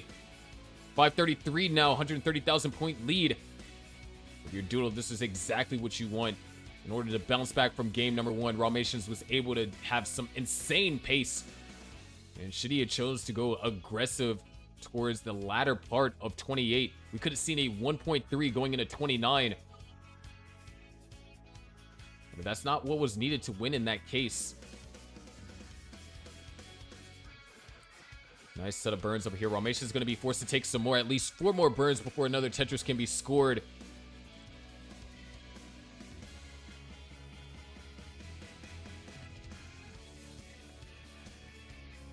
.462 over here for Ralmations. Going to knock down another Tetris. No, he does not. Does get the second long bar over. I looked away for a second because I thought for sure he had it in the bag. Oh my gosh. This is incredibly difficult. There was the long bar. Ralmations is going to survive. Long bar came at the best possible time after failing to utilize the prior one for a Tetris. However, this down stack can get scary. Nice flat burns. Ralmations just bringing the stack down. 688 for Doodle. LNJ dependent is Ralmations. L piece dependency gets filled first and the J piece after. Ralmations was looking for that Z piece, was unable to get it. Now looking for a long bar. Long bar is going to burn a split double. And Doodle has almost built up a 200,000 point lead and is behind in lines slightly. Like I said, if this was a game you want to bounce back, to shift the momentum in your favor, this is that game.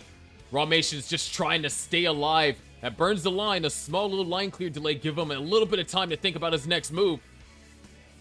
And after all those levels of not being able to be in an ideal scoring position, Ralmations has burned this stack down, basically down to the bottom, set up for a Tetris in column 8, and knocks it down. 614 for Ralmations, 820 for Doodle. Make that 854, adding a Tetris. Truly phenomenal down stack over there for Ralmations. Not willing to give up, and that's exactly what he's going to have to do. Down by 200,000 points. 1 level to go before 29. Faster speeds are incoming. The Tetris was scored by both. 904 for Doodle. 686 for Ralmations. Good set of burns, but okay, there it is. Ralmations goes into level 29 with a 723. The triple is going to bring him up to 733. Doodle, 1 Tetris remains. Ralmations set up for the Tetris, knocks it down. Doodle transitions into level 29 with a 985. Ralmations another Tetris, 809, and he gets set up for a third. There's another Tetris for Ralmations, 846. He started to put some pressure on Doodle early on. Said that lead that you have is not safe, but neither is Ralmations' current stack. He's able to down stack out of this, but he needs good pieces. Goes for the flat eye burn. More weight is put on that column 2. A more tedious hole to dig out of. But Ralmations is up for the challenge. There it is. Long bar finds his way in that column 2. The down stack is surreal. Doodle setting up for a dirty Tetris. Knocks it down. A77 for Doodle. Back up to a 200,000 point lead. Ralmations setting up for a dirty Tetris. Opens up the well. Putting up at the long bar. Long bar nowhere to be found in S-Burst, but the S-Burst is not going to deal the final blow. Can Ralmations dig out of this 921? No, he is not able to. And that 921 top out is going to be good enough for Doodle to take game number 2. Ferocious battle it was. Ralmations taking it to level 33 in of itself is truly impressive, but Doodle took the advantage and ran away with it. Absolutely wild.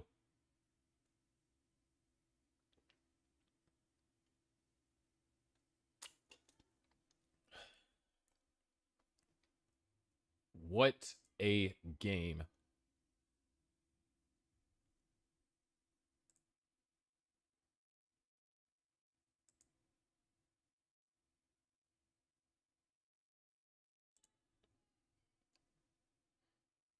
But truly, a Suffer 19, Ralmation's just able to survive. Absolutely spectacular on his part. That being said, the next seed should be E1.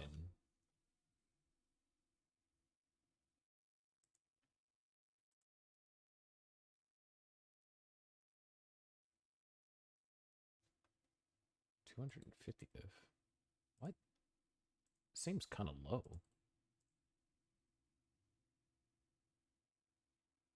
Oh, there's a lot of B scores in there. Okay. I was about to say. I was like, could have sworn you had a lot more max plus scores than just. All right. Anyways, both players are ready. We are tied, one apiece. But let's see who's going to be the one to break that tie. Let's get them counted down. Here we go in 3, 2, 1. Tetris.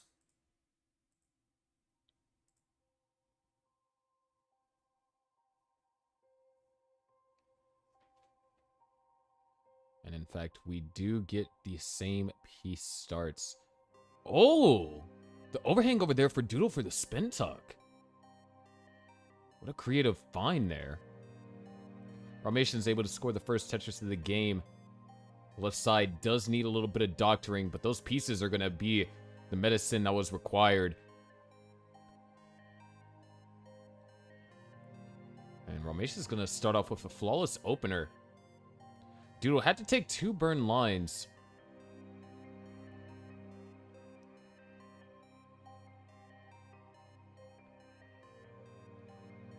And I remember Cole did say something in the Gauntlet Discord. Said that Doodle has a legit argument for being a true captain for top down. And if these past few matches that Doodle has played in the captain role, it doesn't prove that, then I don't know what will. Of course, this match is not over. Both players have one game apiece.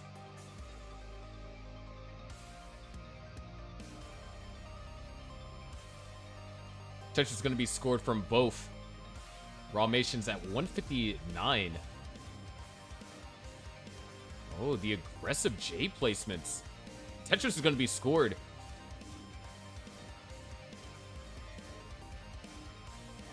However, some safety burns are going to be required. J-Piece had to go and fill in the dependency on the left-hand side. Ralmation's not going to go for the triple. Instead, finds the Tetris. 40 lines in, 209. Definitely an ideal 40-line opener. That's a 650k transition pace.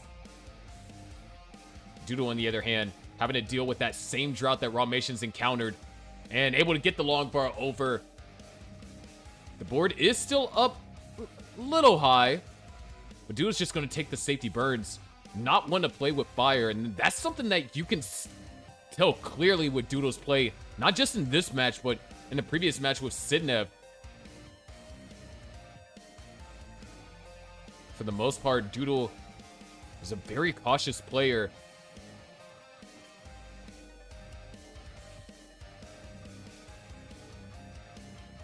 At least in Gauntlet. I can attest to that.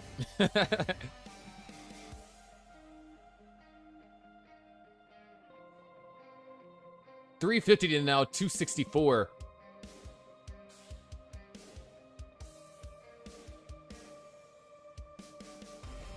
Ralmation's just able to have a powerful opener, but we do got to keep in mind Ralmation's is ahead by 3 Tetris worth in lines.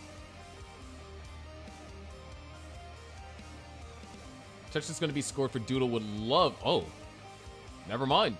Those are the exact pieces that he wanted, minus that S piece. It's a little bit cheeky. Going to force 2 extra burns. Ralmation's able to build up a 100,000 point lead.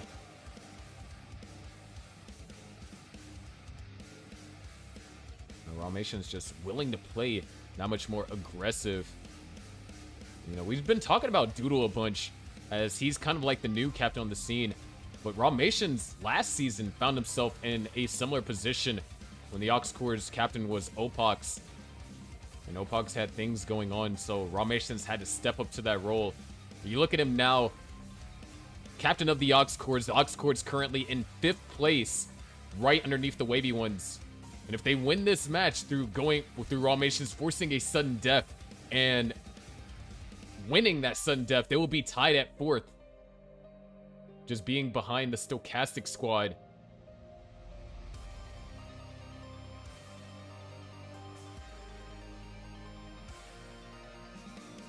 There it is, 557 to now 431.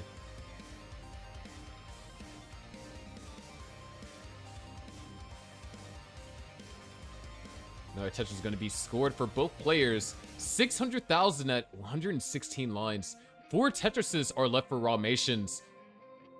Dude damn near got a 700k transition to bounce back from the previous game. Well, I say that. Of course, he's looking for the 3 Tetrises here. Oh, the overhang. He's going to score the Tetris. There it is, 648. 2 Tetrises remain, but he has to play perfect in order to get it both of them. Doodle already at 525. 3 Tetrises remain for him as well. Or not as well, but 3 Tetrises remain for him. Ramations wants this high 600. Goes for the tuck. He has to burn. 600, or the high 600. Not going to be available to him anymore. There's this mid 600, 653 transition. Nasty draw right before. Was able to kind of get his board into an ideal state. However, Doodle, same can't necessarily be said. The well is open. Would love that long bar. No burns, no clean burns are available to him. Long bar comes. Doodle has a massive down stack effort ahead of him. But he's up for the challenge. Needs the long bar. Needs it to get over to the right. Something to burn. Long bar doesn't come in time. So now Doodle had a long bar dependency. Was able to fill it in. Nice 5 tap. Getting that piece all the way over to the left. Goes for the S5 delay. Burn. Genius over there. The split double over there from Doodle. What a down stacking maneuver. And the 5 tap on the eyepiece to the left-hand side. Doodle opens up the well. Give him the long bar. Reward him from his efforts. There's the Tetris for Doodle. What a down stack that was. However, Ramations took all that time that Doodle was spent getting the board under control and has built up a 230,000 point lead. What a play over there from Doodle. He is your captain for top down, and he's vying for a chance for top down to stay in contention for top 6 here in game number 3. 879 for Ramations on level 23. Doodle at 619 on level 22. The board is under control. That turbulence, that storm that we witnessed going into level 19, we only see remnants of it, not even, as it has been washed away. However, he has quite the uphill battle for himself, as Ramations is replicating what we saw in game 1. There's the 25 max again.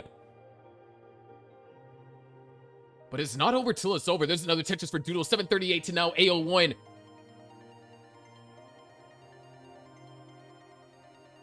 There is 730, or not 730, 800,000 flat. Well, isn't that an oddity? Another Tetris for Ramations. A99.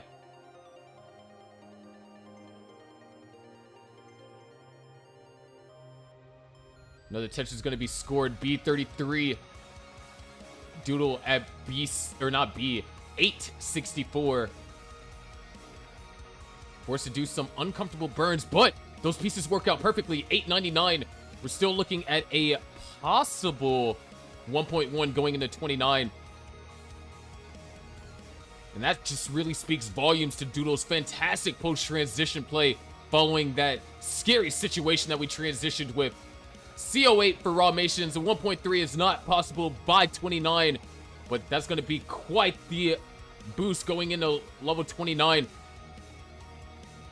C43, there's the Tetris for Ramations. C79 is what we get. Doodle, now the threat of even making the 29 is on the table. Needs to bring this stack down, needs something that he can work with. Long bar dependent. Dirty Tetris for Doodle. 3 lines to go before 29, though. Oh my gosh, there's 29 already. I wasn't expecting that fast. Doodle still clutching out the max. But Raw Masons is going to take game number 3.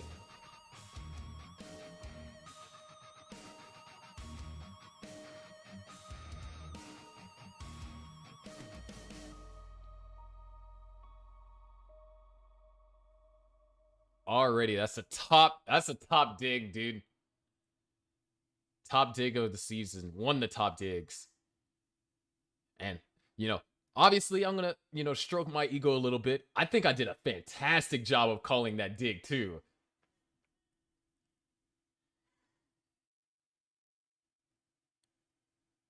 Wow. Wait, E39. Yeah, it's not enough to break a Gauntlet record, but we can see a rollover here.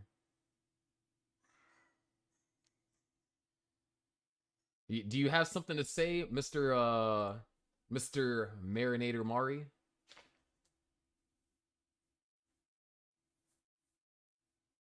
Something you would like to tell the impressionable audience?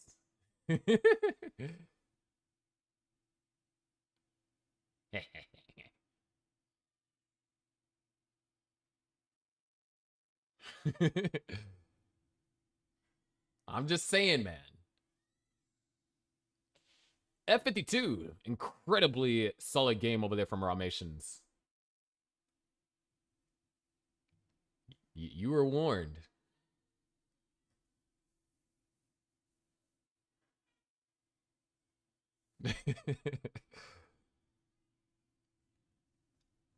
But now, with that game, a sudden death is possible.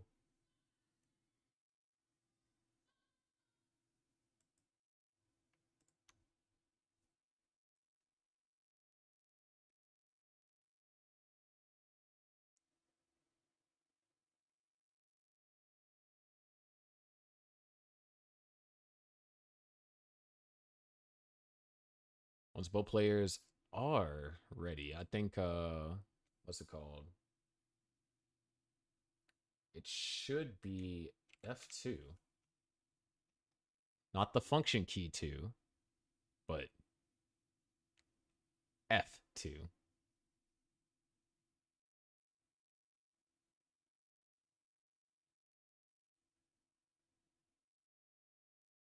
Lapis, bro. You've topped out 6 of your 7 games. You topped out early 6 of your 7 games. Albeit one of them was intentional, so I'll give you 5 out of your 6 games.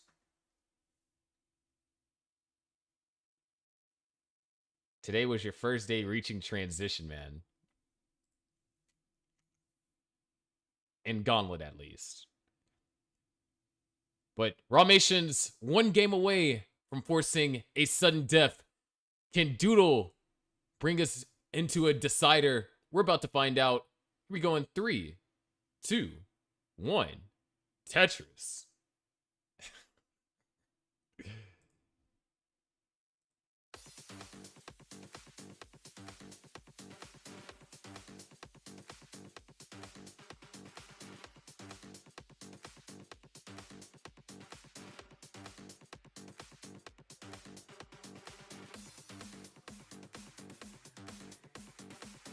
Alrighty, both players.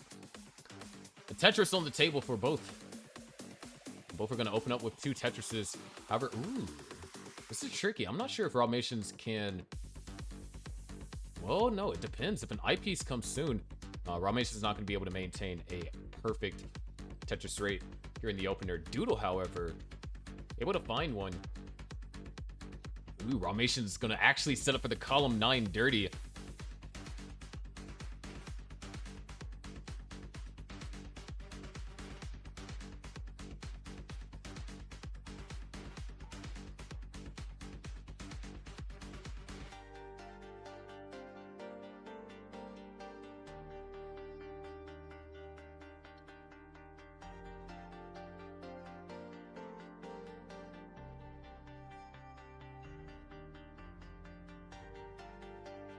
So Doodle in the lead by 1 Tetris here. Oh, nice.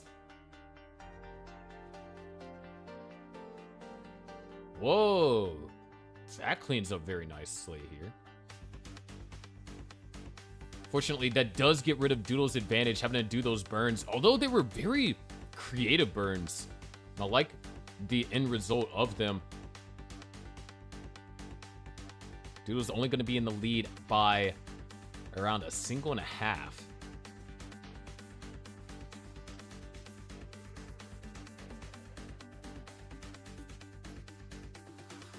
And Ralmation's going to forfeit some of the score differential there. Had to do quite a bit of burning and now has a hole on column, or not column, well, column 5, row 2. Looking for an eyepiece. Eyepiece is best case scenario. Was able to get it, but not in an ideal time frame. This is just going to complicate things further. Ooh, I see the vision that Ralmations has for this burn. Quite the gamble. Unfortunately, it didn't pay off in the way that he was probably hoping. But definitely saw the vision there. However, what we can clearly see is Doodle in the lead by 2.5 Tetrises at 269, Ralmations at 215.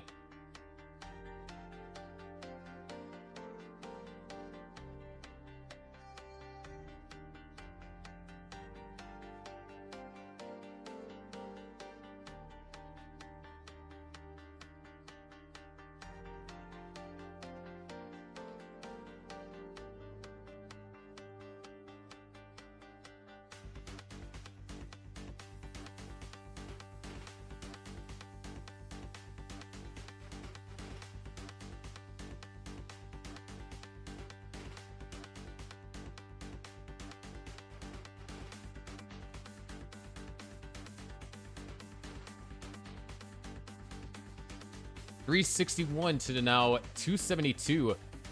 Ralmations would love an L piece here. All right, then.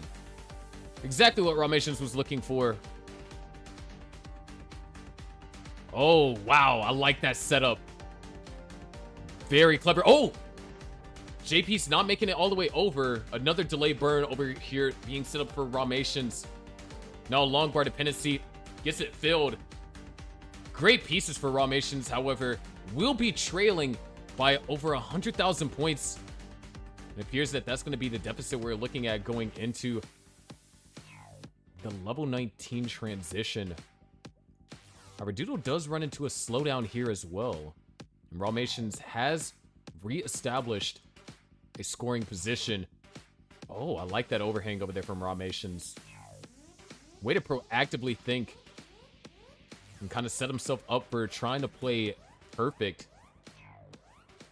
Doodle, on the other hand, not quite getting the pieces that he's looking for. I take that back. Those are the exact pieces that he's looking for. The only thing that can make this better is a long bar. And that's what he found. 512, there's another long bar. 535, 3 Tetrises left possible for both players. Doodle will have to play perfect to get his. There's one.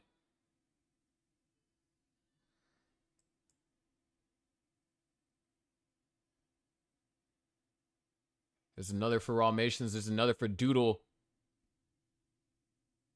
And at this point, we're just kind of exchanging back and forth. Doodle will not transition with a 600k, but transitions with a 581 instead. Ralmations will transition with a 510, but has a hole down there in column 3 and can decide to either go for row 2 or deal with that hole, and it looks like he's going to go for a row 2. There's the Tetris for Ralmations. Doodle knocks down a Tetris, but now has various unfavorable formations in the stack that he has to deal with. Ralmations committing to this row 2 is going to be able to try and navigate through and start scoring Tetrises to put some pressure on Doodle while he's trying to downstack. However, Ralmations, there it is, Tetris for Raw. 578 to now 638. Good flat placements over there for Doodle. The downstacking effort is going well. Would love to get an L piece here. L piece that's going to help burn that out. There's the Tetris for Ralmations. Only trails by a Tetris and change. Doodle now finally opens up the well. Not Tetris ready to utilize anything, but he's alive. 650 to now 634. The lead that was built up in the pre-transition has been neutralized. Both players Tetris ready. Ramations ready on on row 2. Doodle ready on row 1. And they both managed to score Tetris in level 22. Doodle finds the L piece, exactly what he's looking for. But now his long bar dependent on the left-hand side. Needs an I piece and needs it soon. Holding out for the I piece. Doesn't find it. Long bar dependency in the center. This could be fatal. Doodle trying to survive. Needs to get something over to the right-hand side. Can't do it. Doodle tops out at 707. Ramations at 7054 is good for game number 4. Ladies and gentlemen, we're going to a sudden death. Captains, if you could send your order in the Discord team chats. We'll begin sudden death started shortly.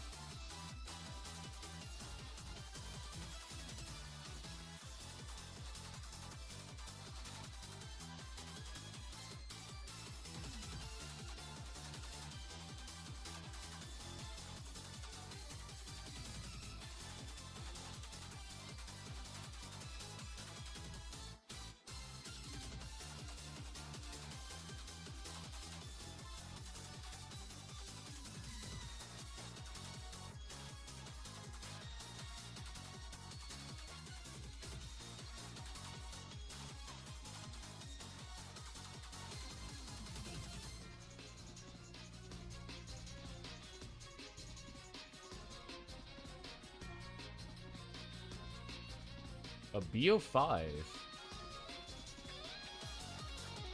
See where all missions can cook up here.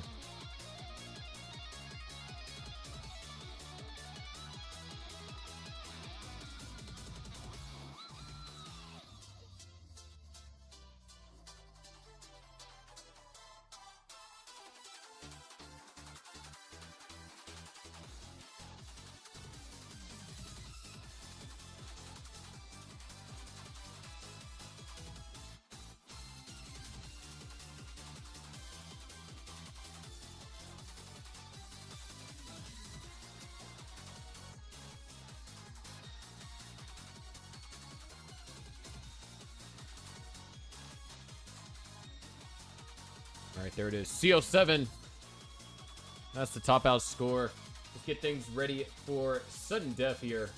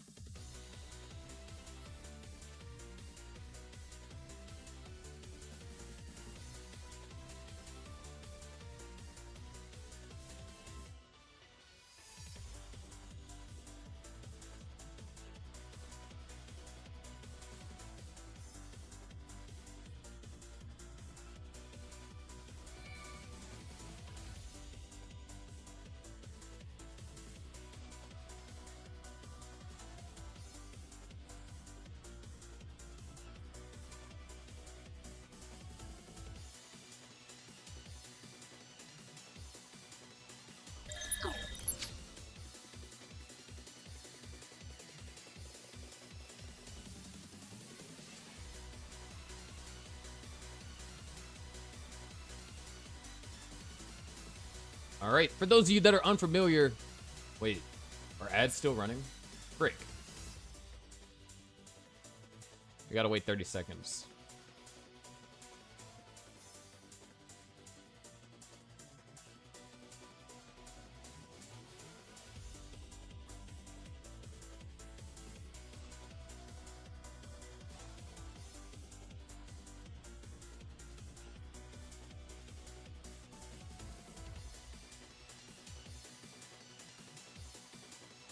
All right, there we go.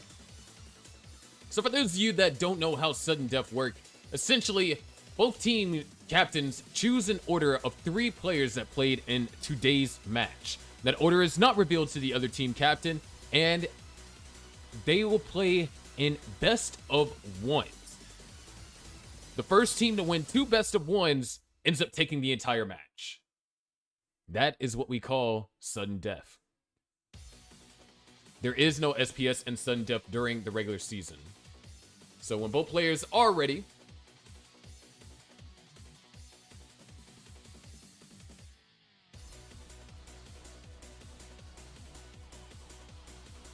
we get them counted down.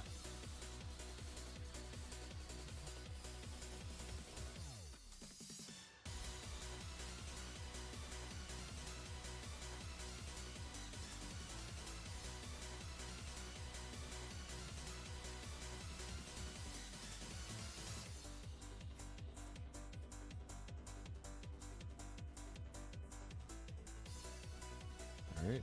We have our ready from Noel. Oops. Well, frick. Well, now you guys know who's playing. We'll edit it in post. We'll edit it in post. Trust. No, sudden death does not count for Elo because it's only 1 game.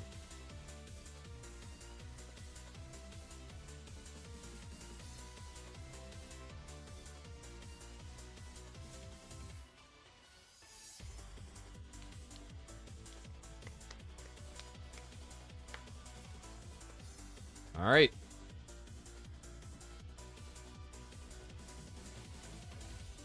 Got it ready from both players. Let's go ahead and get them counted down. For your first match of sudden death, you're going to have Noel versus Alex S.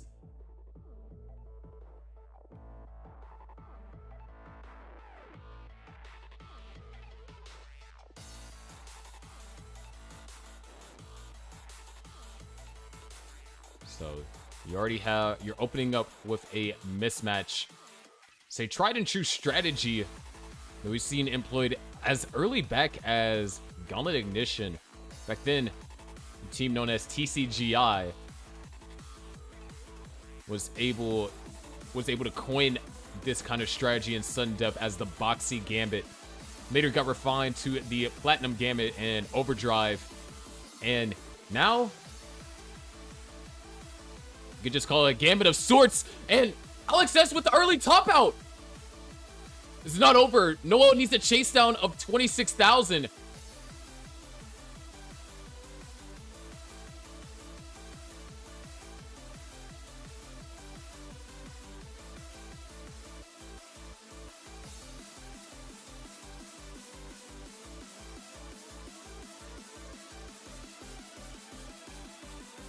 And there's the Tetris. The Ox Chords lead sudden death.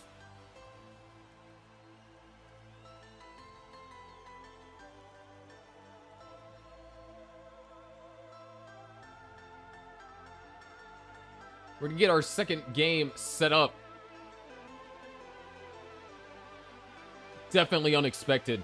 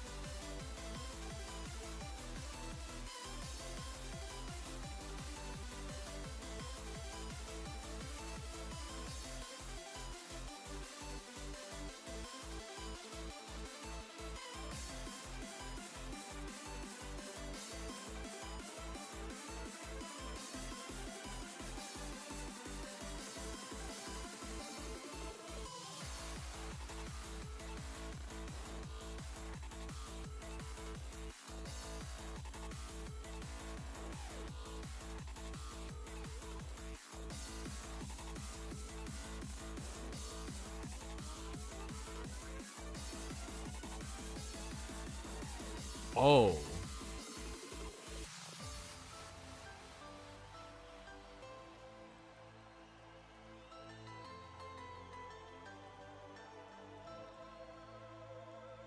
I see the situation now.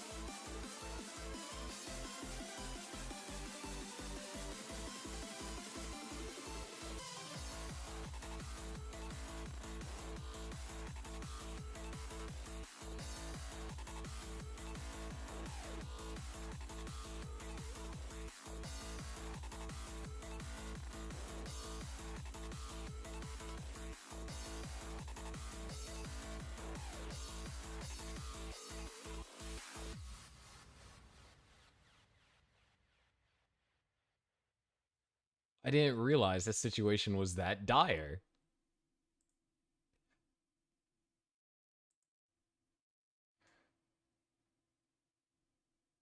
Well, damn.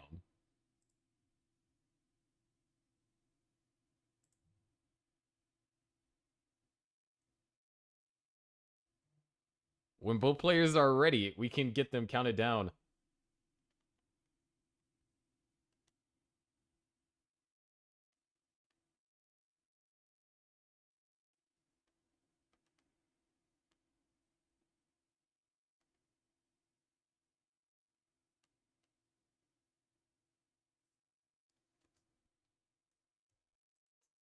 Bruh, Lapis. I know.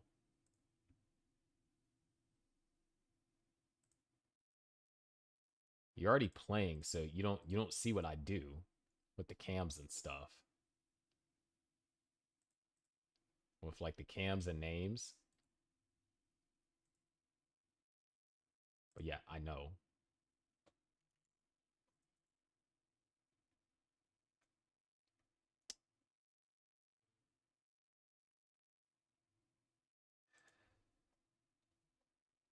Um,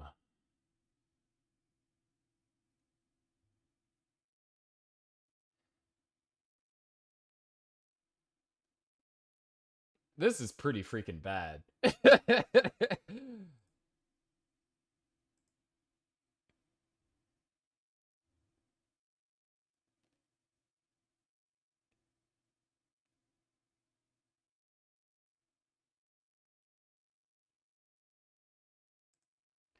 All right. Both players are ready. Let's get our second game of sudden death counted down. Here we go in 3, 2, 1. Lapis versus Ramations.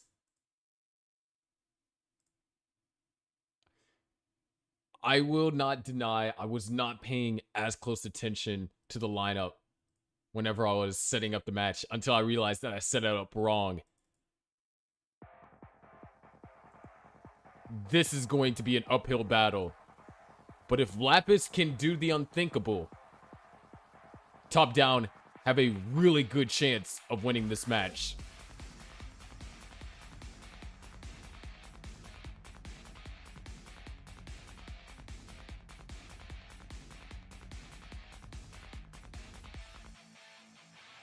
But in order to do that, Lapis is going to have to play the best game that he has played all season long. Which is not saying much because he's only had 7 games played. But still, it had to be the best out of basically all those 7 games combined. Not sure what that says about Lapis's performance or not.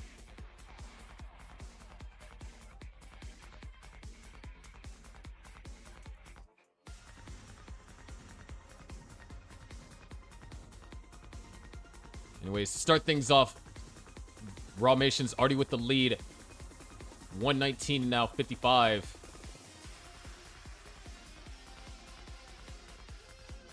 Lapis holding out for the long bar.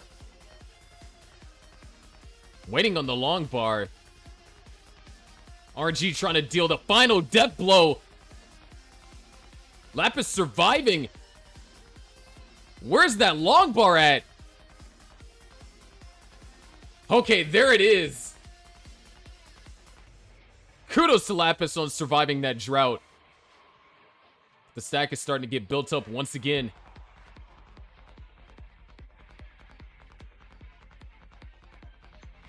Are you kidding me? Back-to-back droughts over here for Lapis. Ramesh spent that entire time getting the board under control. And Lapis couldn't use either one of those two long bars. But hey, nice T-spin setup. There it is. Tetris for Lapis. 122 to now 186.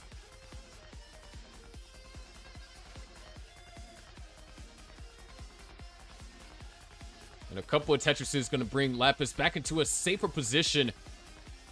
Trailing by 2 Tetrises. And most importantly, is alive. In sudden death, anything can happen. You don't have the cushion of the extra games like you do in regulation play. You top out. Especially you top out early. You're done.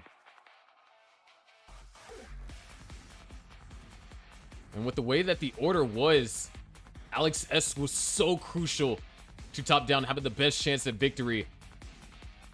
You can say that Doodle correctly read Rawmations in the way that he decided the order, had a counter for everything. But of course, you can have all the strategies in the world, but it comes down to the individual player performance at the end of the day. And despite Alex S winning the match, putting top down in a position to even guarantee themselves at least a sudden death here,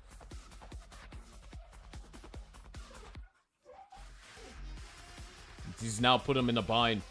306 and now 288. Lapis trailing by Tetris in real time. And 2 Tetrises when you factor in pace. The Romation's actually experiencing some issues.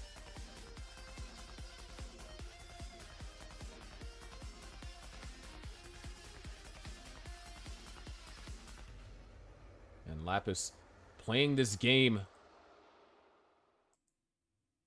with the necessary grit and determination.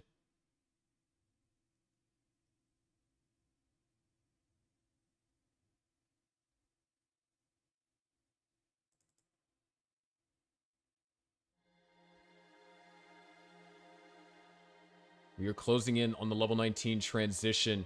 Lapis fighting for this next long bar. Has the center wheel set up. There it is. Tetris' score, 345. And Lapis is going to commit to the triple. Not trying to play it too aggressive. But we have a problem coming in. It's coming in fast. The level 19 transition. Rawmation's playground. Lapis unable to build a lead here in the pre-transition. He's going to have to fight with the full ferocity of Rawmations. We've seen 2 1.2s due to some stellar post.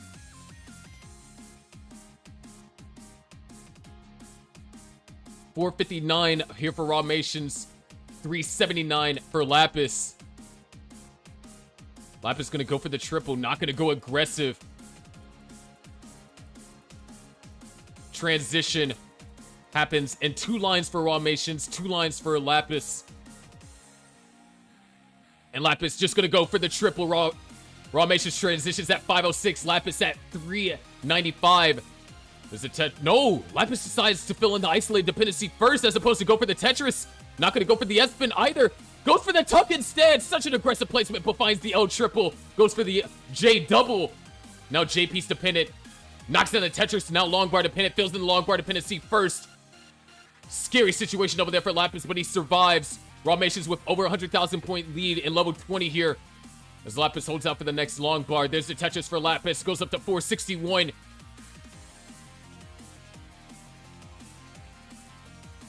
Lapis looked like a little bit of a misship there, but it might have been intentional to help burn that out. Just gonna bring the stack down. Lapis doing the best that he can, but hold on, Ramations. No, not in trouble. It's gonna score 2 Tetrises. Bring the stack down in this much safer pastures. Lapis back down to the right-hand side. Trailing by 150,000 points at the moment. There it is, Tetris for Lapis. 503 now. Another Tetris for Lapis, 532. Still trying to put some pressure on Ramations. Another oh no! The double flip over there for Lapis.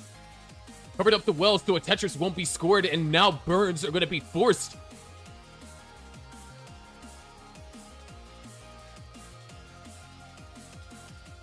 And there's just going to be a triple. Another Tetris for Ramations, 719. Is extending the lead to 170,000 points. Lapis is Tetris ready, and there's the Tetris for Lapis. Ramations starting to get up high, though. These pieces aren't necessarily the best. That triple is going to decomplicate things. But still, not great pieces over here for Ramations. And neither is Lapis getting good pieces. Needs an eyepiece. He needs it now. Lapis tops out at 580. His best game all season, but it's not enough. Going up against the captain of the Ox Chords. Ramations takes second game of sudden death, and the Ox Chords squeak by with a 3-2 victory.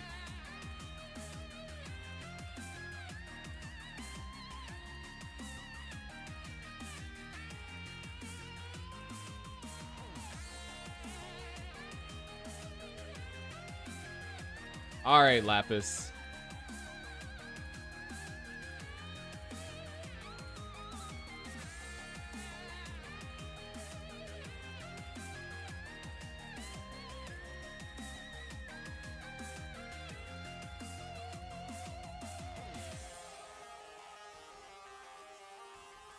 Yeah, Lapis, you did a great job. I mean, it's pretty tough, but I respect it.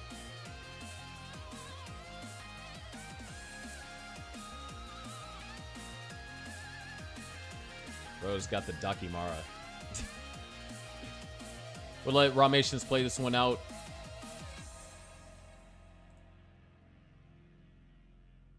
But, man, what can you do? What can you do?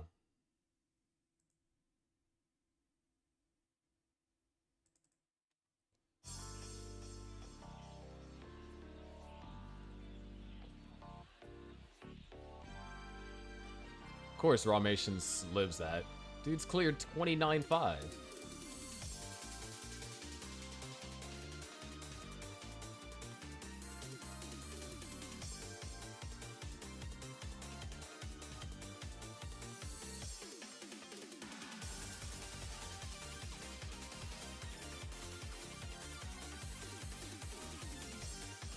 Okay, a B99. Alright. See, what are you cooking, Ramations? CO3?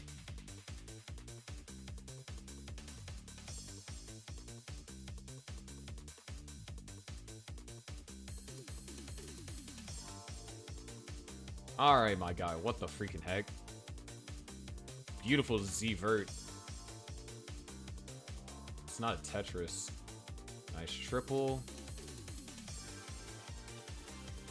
I think we can at least see probably an E here. Dude, the heck? Ramations is actually wild. Oh, the aggressive dirty. I mean, I guess I was right. We should see an E here.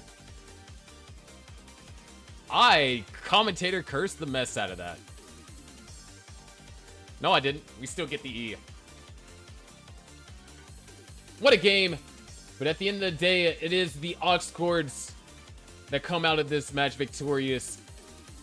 After a shocking upset, compared with, at least based on stats, an upset between Alex S and Peak Eric. All coming down to the sudden death debacle. But ladies and gentlemen, that's going to do it for tonight's Gauntlet match. You're watching on YouTube, Facebook,